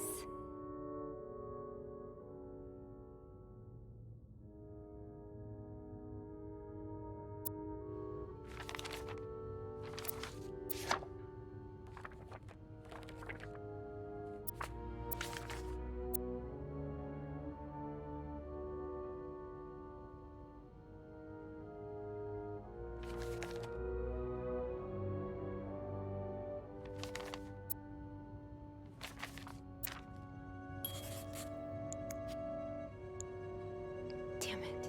It's stuck. Unlike my favorite bar, this one was black. Her alliterative name will surely take you back. These two sure love their riddles.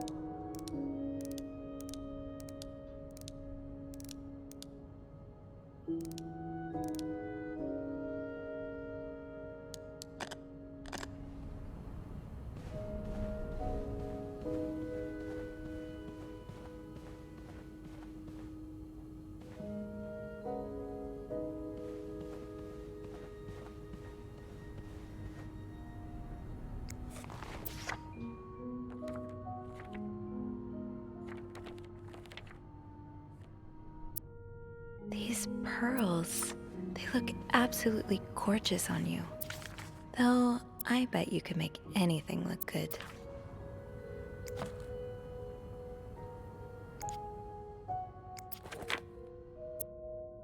SW. Looks like you had a few appointments with him, Mr. Cruz. Or her.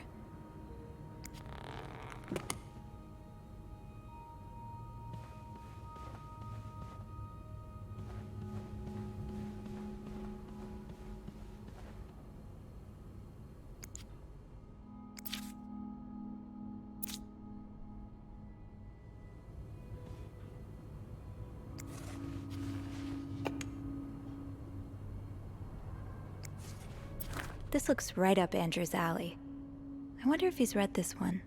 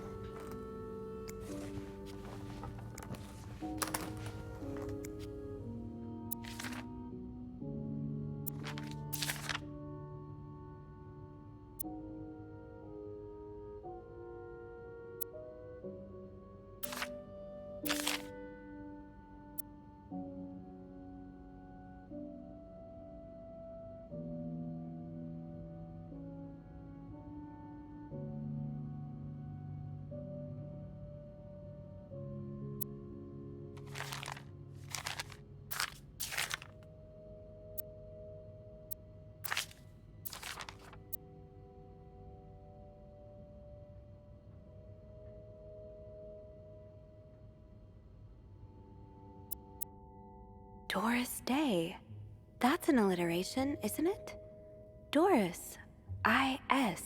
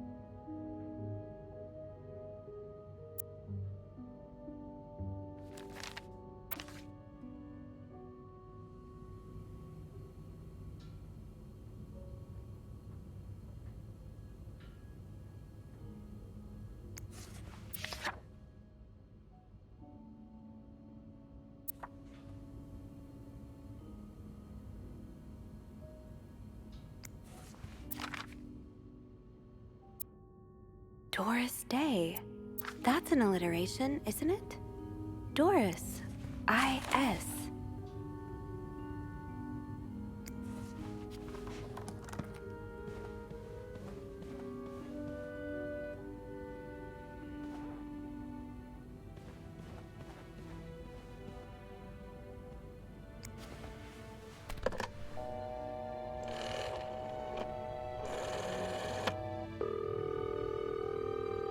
Clarington Hotel reception desk. Beth speaking. Hey, Beth. Got a minute? For you, always, Bean. I opened the chest in room 507. You did? Damn, I have to admit I didn't really believe in our little plaster key, but way to go. Yeah, well, the key did break inside the lock. I hope this won't lead back to us. If it does, we can always flee the country together.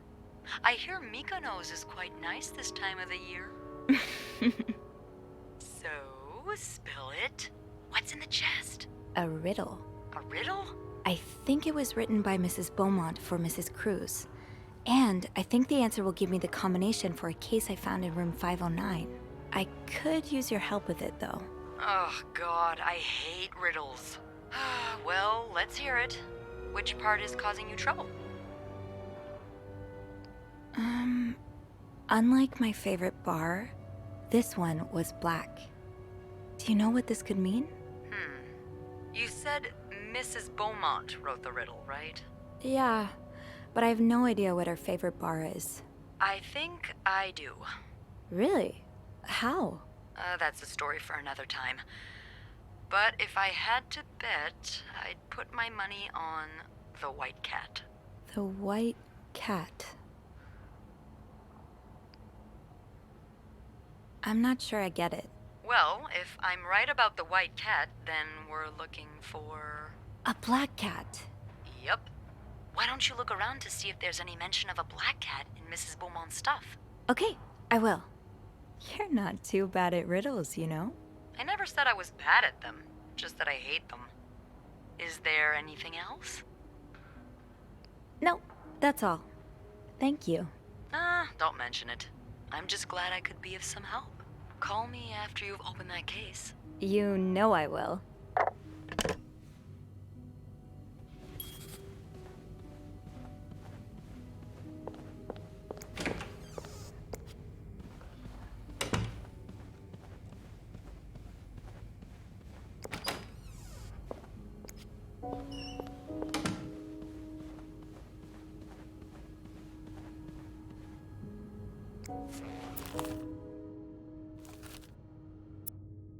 I'm not sure how the children are affected, but wouldn't be surprised if everyone's a little bit more on. This is horrible. Ah, my new home, according to Suzanne and Yvette.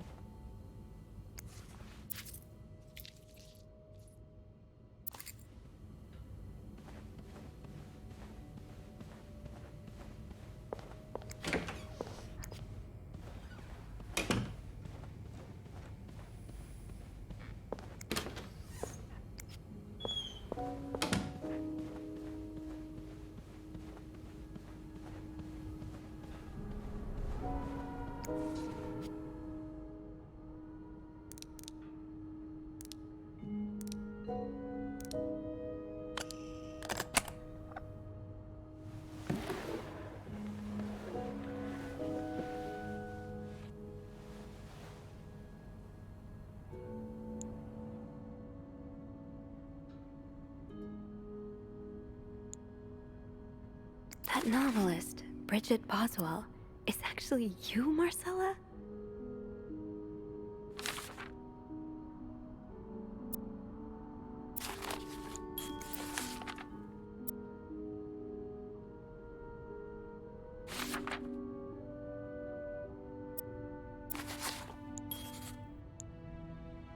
There's a lot of stuff in here. I don't think I've looked at everything yet.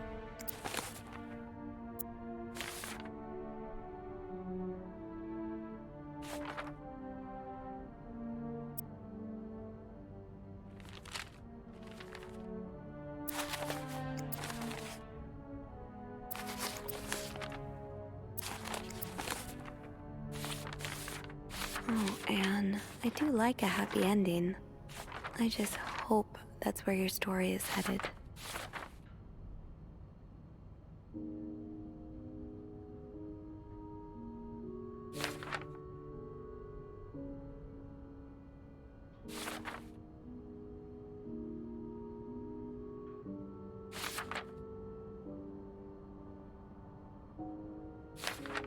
Oh, so you came to Montreal under the pretense of celebrating your wedding anniversary.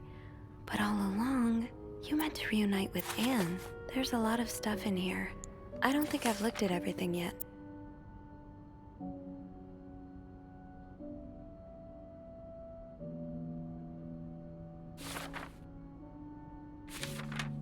I'm glad you were able to open up to Marcella like this. Everyone needs someone to talk to. An advance on my salary. So Marcella hired you. But what for?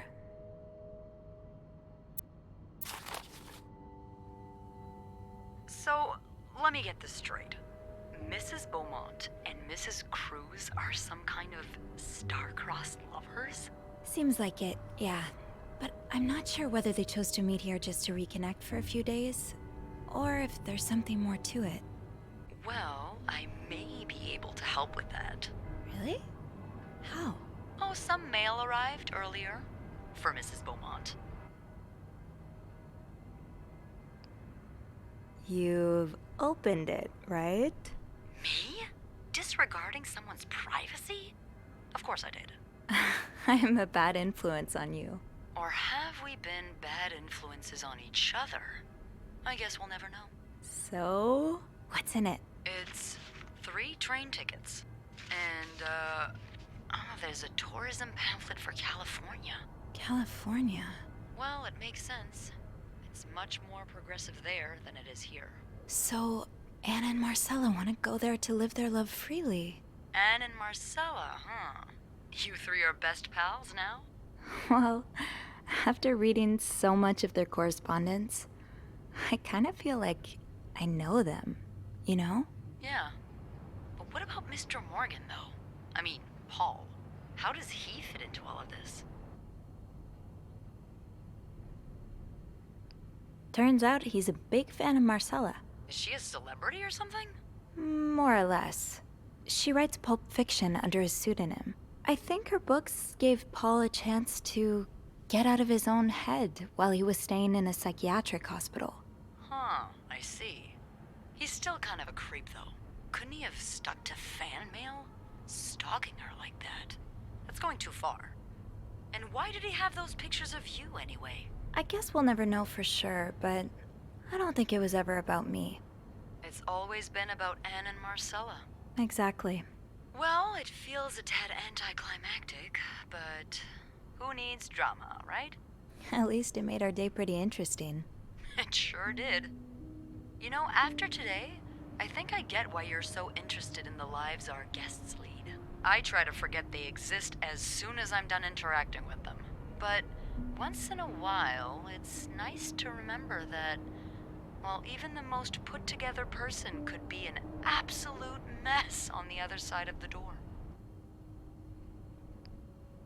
What about you? Who is Beth Lambert when no one's looking?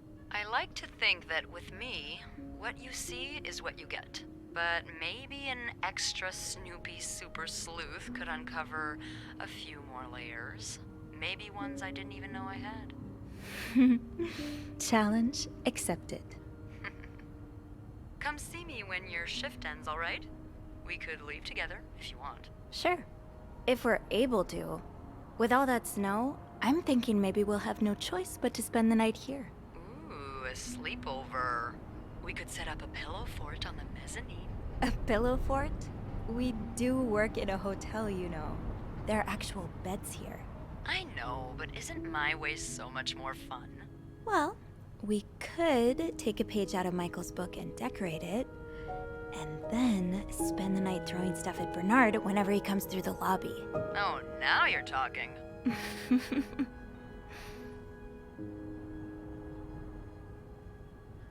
I just have to finish my tasks for the day, and then I can leave.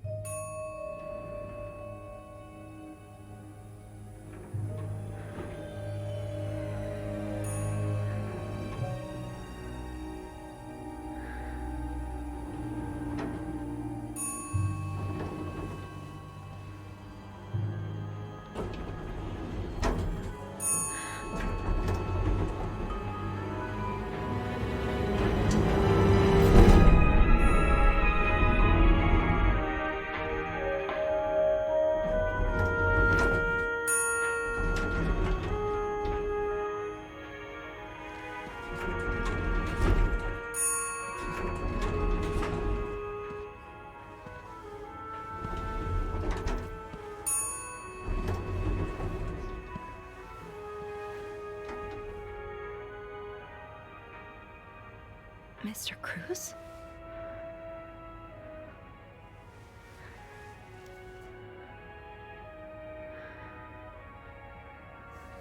Mr. Cruz. Oh God. Oh God. What happened? Is this about Paul? Does that mean...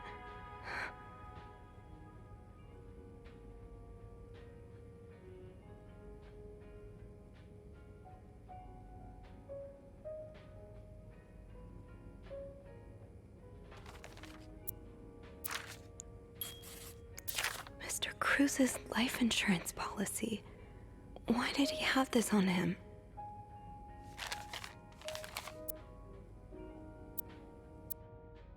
Marcella? Okay, let's not jump to conclusions.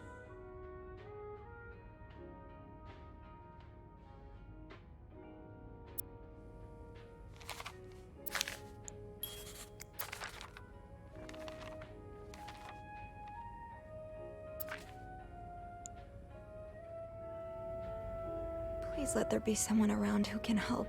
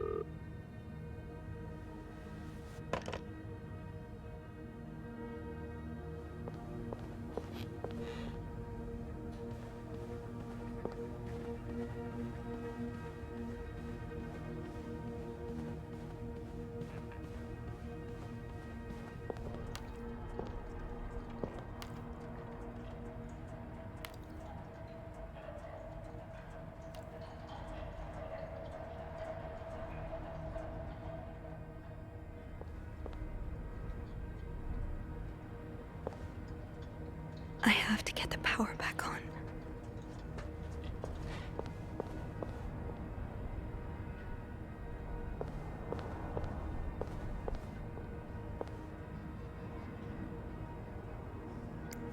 These look like Marcella's pearls. What happened here?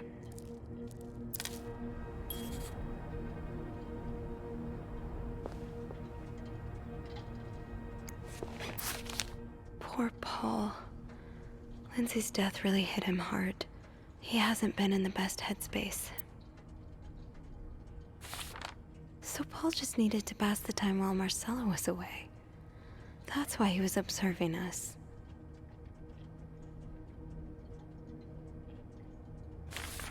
Paul was hiding out right here. Did he ever find the person who was sneaking out at night?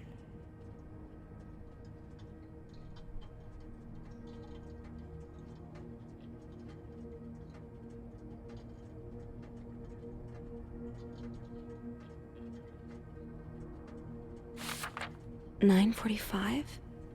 So Anne and Marcella met here this morning while I was busy cleaning room 504.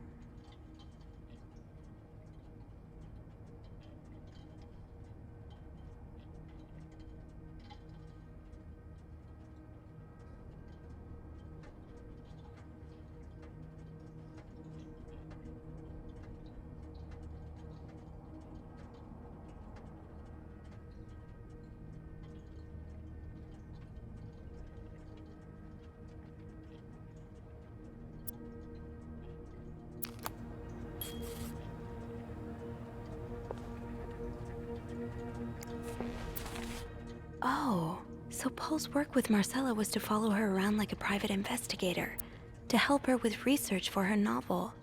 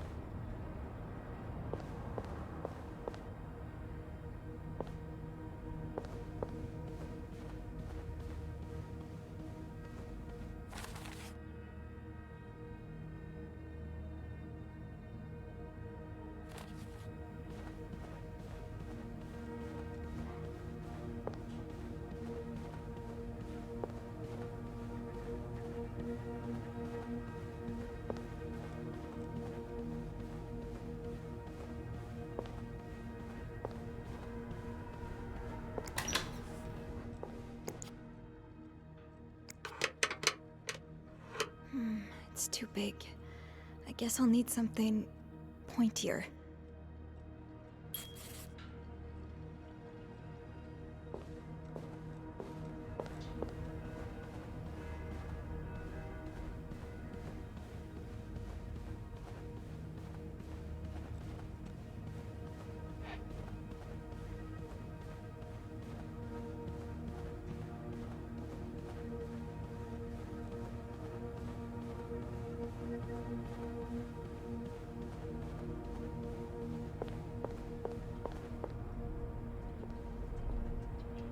Okay, this looks like something I can use to open the fuse box.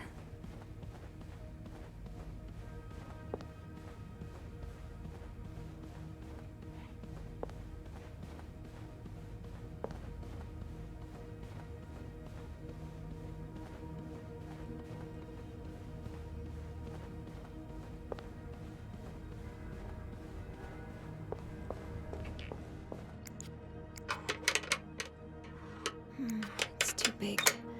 That worked, thank God. Now, to get the power back.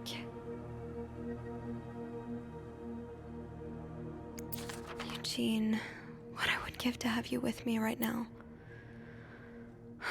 Your note will have to make do.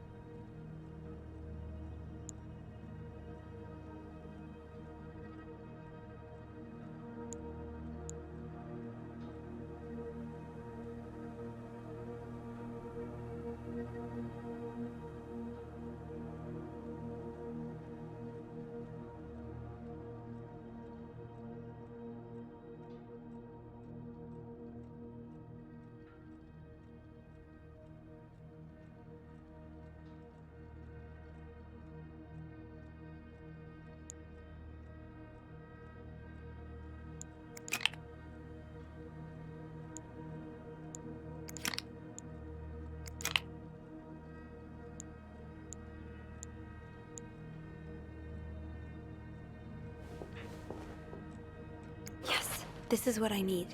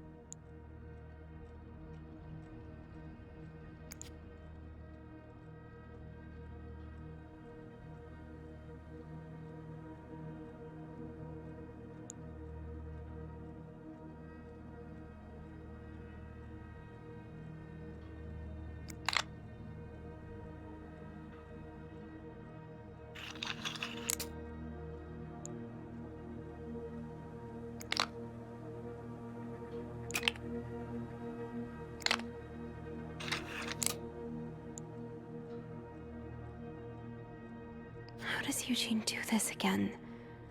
Fuses. I probably need new fuses.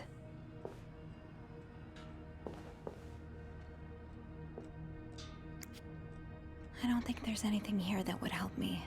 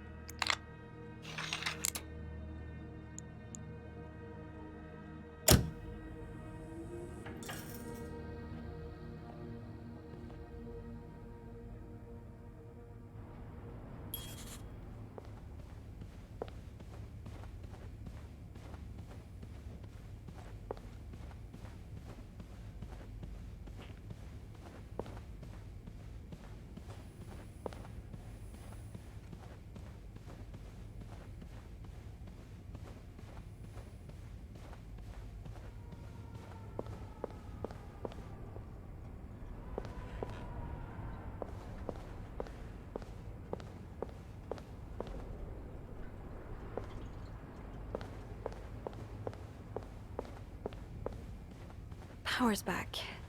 Now I should go down to the lobby. Call the police.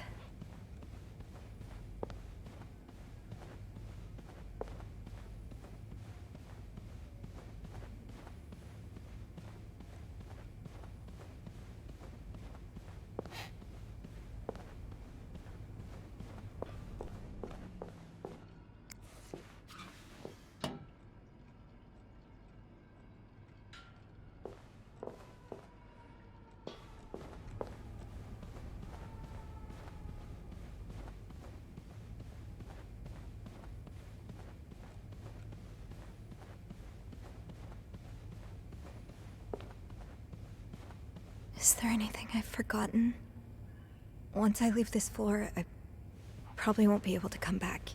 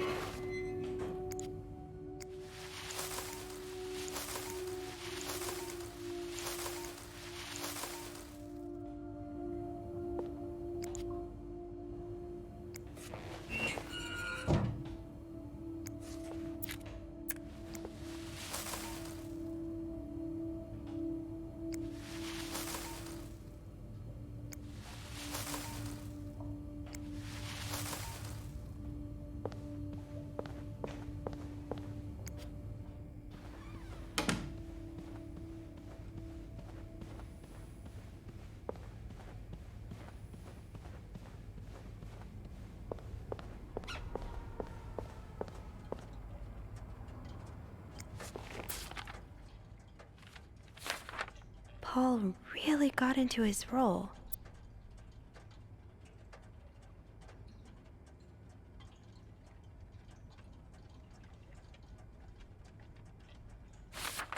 He followed Marcella to Montreal even though she was done with her research.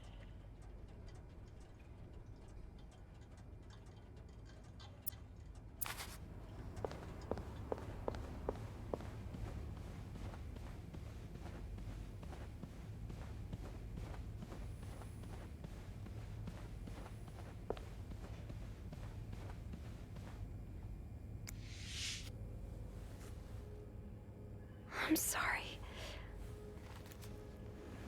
I'm sorry. I'm so sorry.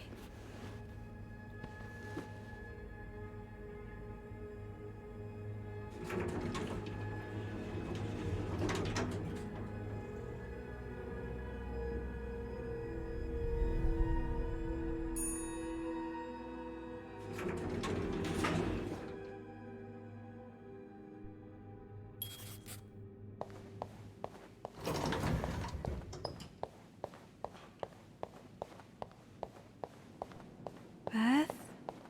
Where is everyone? Phone. I need a phone.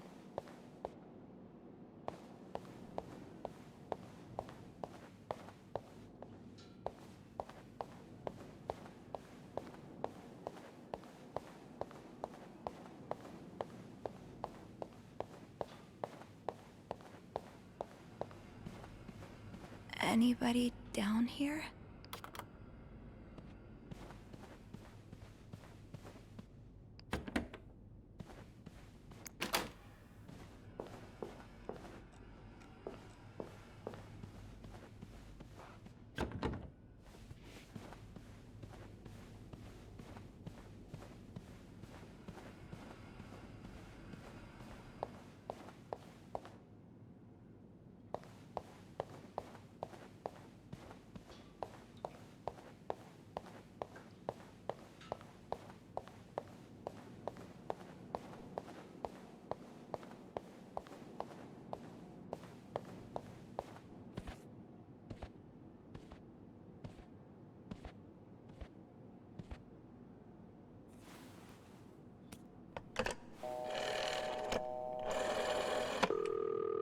Montreal Police Service, Station 22.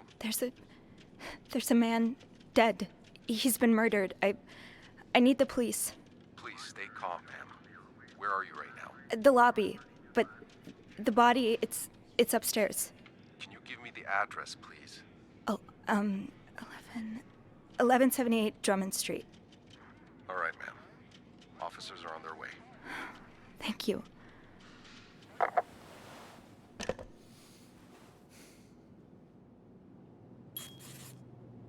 Now, I just have to wait for the police.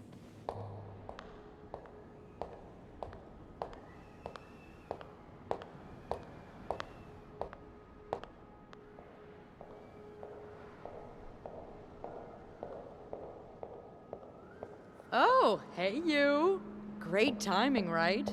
I'm thinking if we're lucky, Bernard will let us go home. No point in working in the dark. Sophie? Bean, you're not scared of the dark, are you? Hey, is everything okay? I found Mr. Cruz. Hector. Oh, you did? What was the bloke up to? You don't understand. I found his body. He's dead, Beth. Oh, merde. Merde. Sit down, okay? You look like you're about to faint.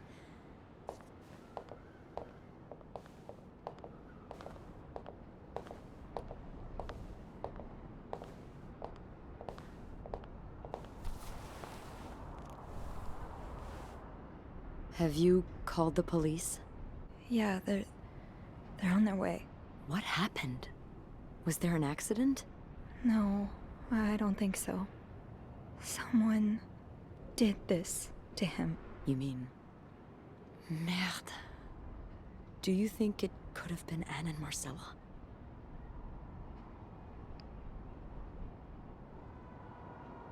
I found something on Hector that would point to that. Yes. Wait, so You touched the body? The dead body? I mean, yes, kind of. Sophie, rule number 1 when stumbling upon a dead body: do not touch. It could really get you in trouble. So, what did you find? There was this letter that made it sound like Marcella would get a lot of money from her husband's death. Throw the affair into the mix and you get a pretty good motive. That's what I'm thinking. I'm probably going to hell for saying this. Who am I kidding? I'm going to hell anyway. But I can't really blame her if she did it. Yeah. Not being able to be with the person you love must be so heartbreaking. I can understand wanting to find a way to escape. You can? I mean, I can't excuse murder, but I understand. I'm glad you do. You know, that photographer I've told you about, Ziva Rivers, she was more than a gal pal. We were together for a while, and I was so in love. It was like a fire Rain couldn't put out. I guess like anything that intense, it wasn't meant to last, but while it lasted, I was the happiest I've ever been. And if something had come between us, kept us apart, I would have done just about anything to be with her. Maybe that's what happened here with Anne and Marcella. Thank you. Thank you for trusting me with this. Maybe now you can understand why I care so much about you. I don't know if I'm feeling inspired by Anne and Marcella, or if it's the shock of being so close to an actual murder, but, I'd really like for us to be more than just friends, Sophie. Yeah. I'd like that too. That's great. The police is here. Just be mindful of what you tell them, okay? Yeah, of course.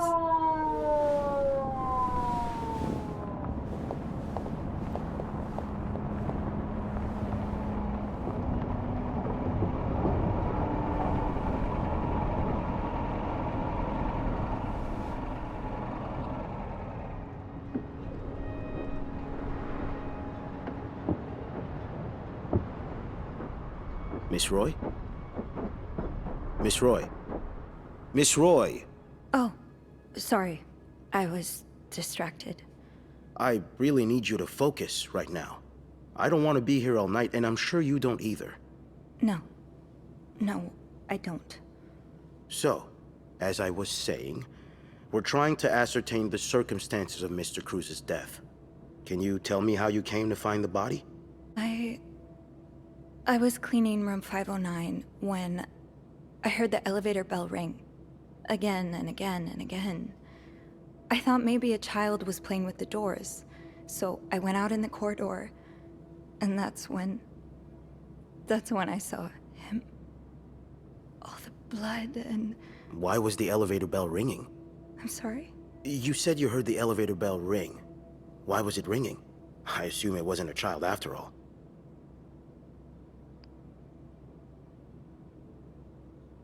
Well, Mr. Cruz's body was preventing the doors from closing. Really?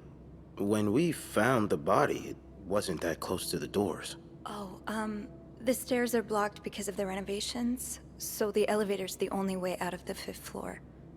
I had no choice but to move the body. Just a little. Ah, so that explains the traces we found. Thank you for clearing that up. So, what did you do after that? Well, that's when the power cut. So I had to go to the janitor's closet. To access the fuse box. Exactly. I changed a few fuses and turned the power back on. But there's a lock on that box, isn't there? Did you have the key? No, I didn't. Only Eugene does. but I thought an ice pick might do the trick, so I went to the ice machine to get one. You're a size 7, I suppose. Yes, I am. Why? What did you see when you went to the ice machine? There was blood. A lot of it. Did you touch anything?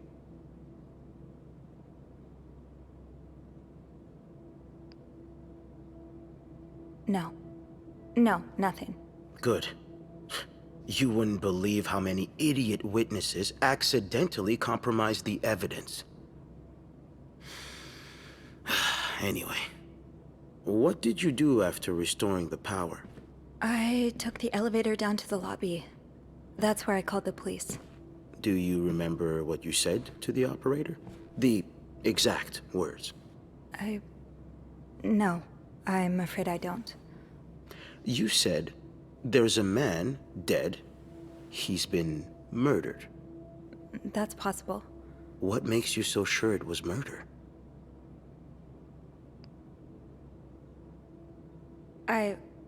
I just assumed. What with all the blood. It just didn't look like an accident, you know? I see. Would you say you're an observant person, Miss Roy? I think I would, yes. Good. Then maybe you can help me fill in a few details about this case. I'll do my best. We've learned from one of your colleagues that the victim had a fight with a guest named Mr. Spade. What can you tell me about him?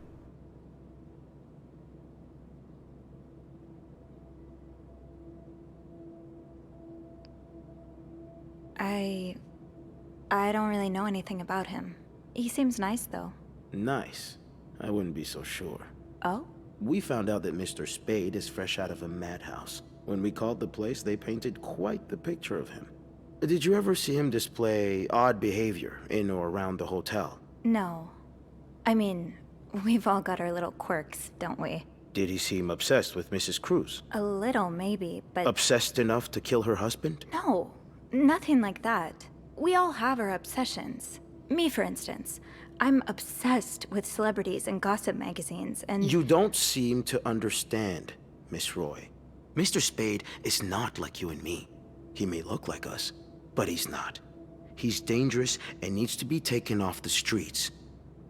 So tell me, did you ever see him be violent or aggressive?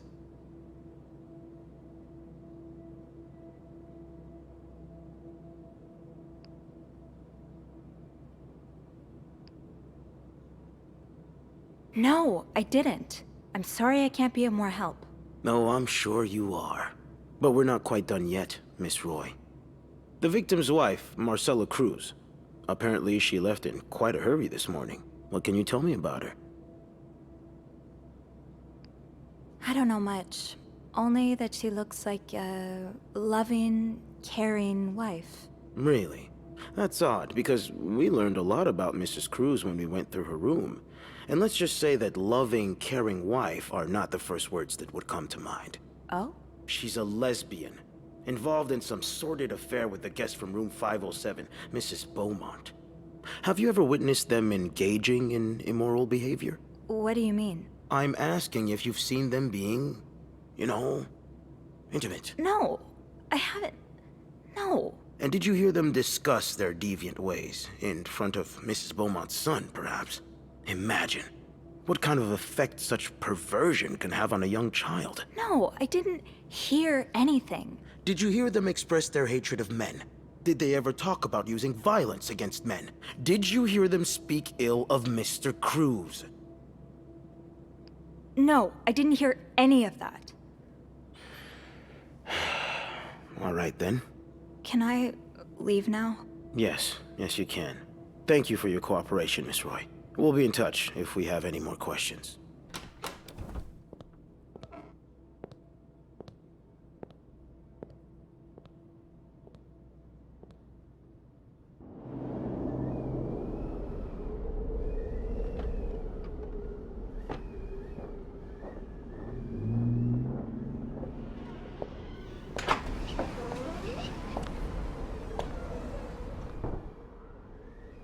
Bernard was strangely chipper on the phone. That camping atmosphere is so different in here. Will it ever feel like it used to? Let's go see what Bernard wants. It'll probably be a while before the hotel reopens. Ugh, go to hell. Beth, Hey, are you okay? I'm out of a job. But other than that, yeah, everything's just peachy. What? No, I hope you're luckier than I am. Come join me when he's done with you, all right? I'll be questioning my life choices on the mezzanine. yeah. Yeah, okay.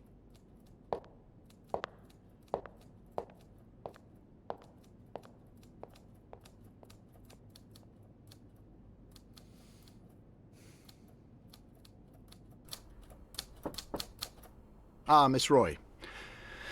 Come in.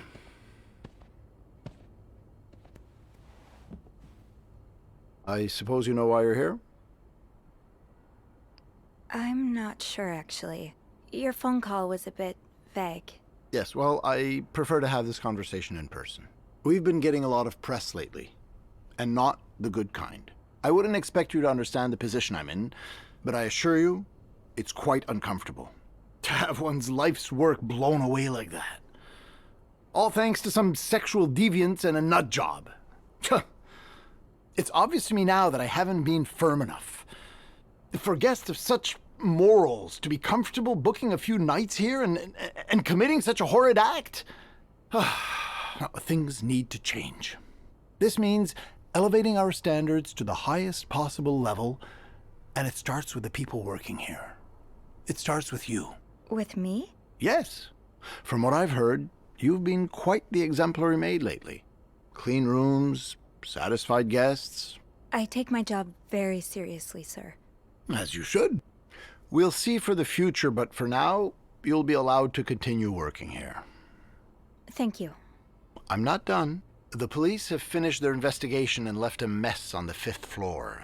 I want you to clean it up. You want me to go back there? Yes, why not? I found a dead body on that floor. I'm not going back. I'll make this simple for you. If you don't do it, you're fired. You can't fire me. Because I quit. Sure. I fire you, you quit. It's all the same to me. Just make sure to empty your locker before the end of the month. That'll be all.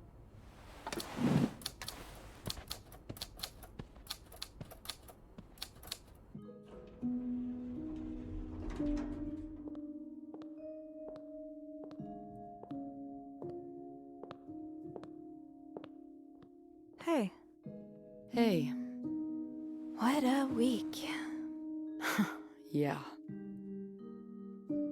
So, what did Bernard want with you? Well, he was being kind of a jerk, so I quit. You what? I quit. I figured there was no point in staying if you were leaving. I appreciate the solidarity, but you really didn't have to do that. I think it's for the best. Did Bernard say why he was firing you? Ugh. He was going on and on about keeping deviants out of the hotel, so I may have lost my cool a little.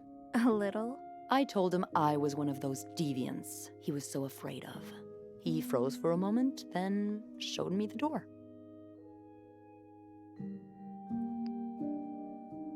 Well, I'm not one bit worried about you. I know you'll be just fine. Yeah, I do have a cat-like ability to land on my feet.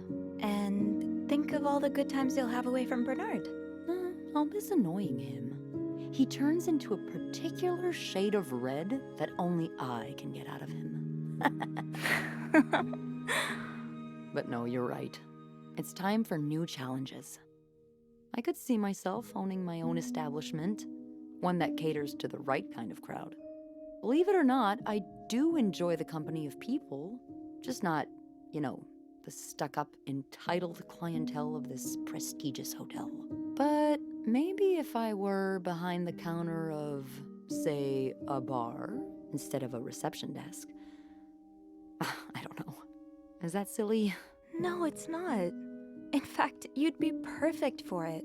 You're the most charming person I know. Thank you.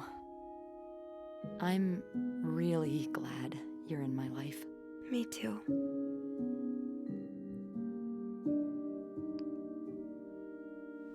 Can I, Kiss me? yes. I thought you'd never ask.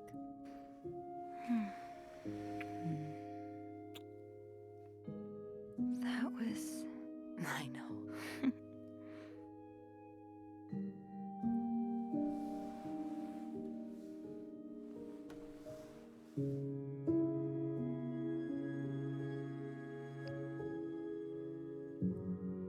I've been thinking about Anna and Marcella a lot. Should I be jealous? No, not in that way. I've been thinking about what they went through. How they had to lie and pretend, day after day. How they had to live someone else's life for 10 years before they could finally be with each other. I don't think I could do that. Well, I have good news for you, Bean. Times are changing. It's already started elsewhere, and it will get here eventually. One day, all the Annes and Marcellas of the world will live happily together, and no one will give a damn. I really hope that's true. It will be.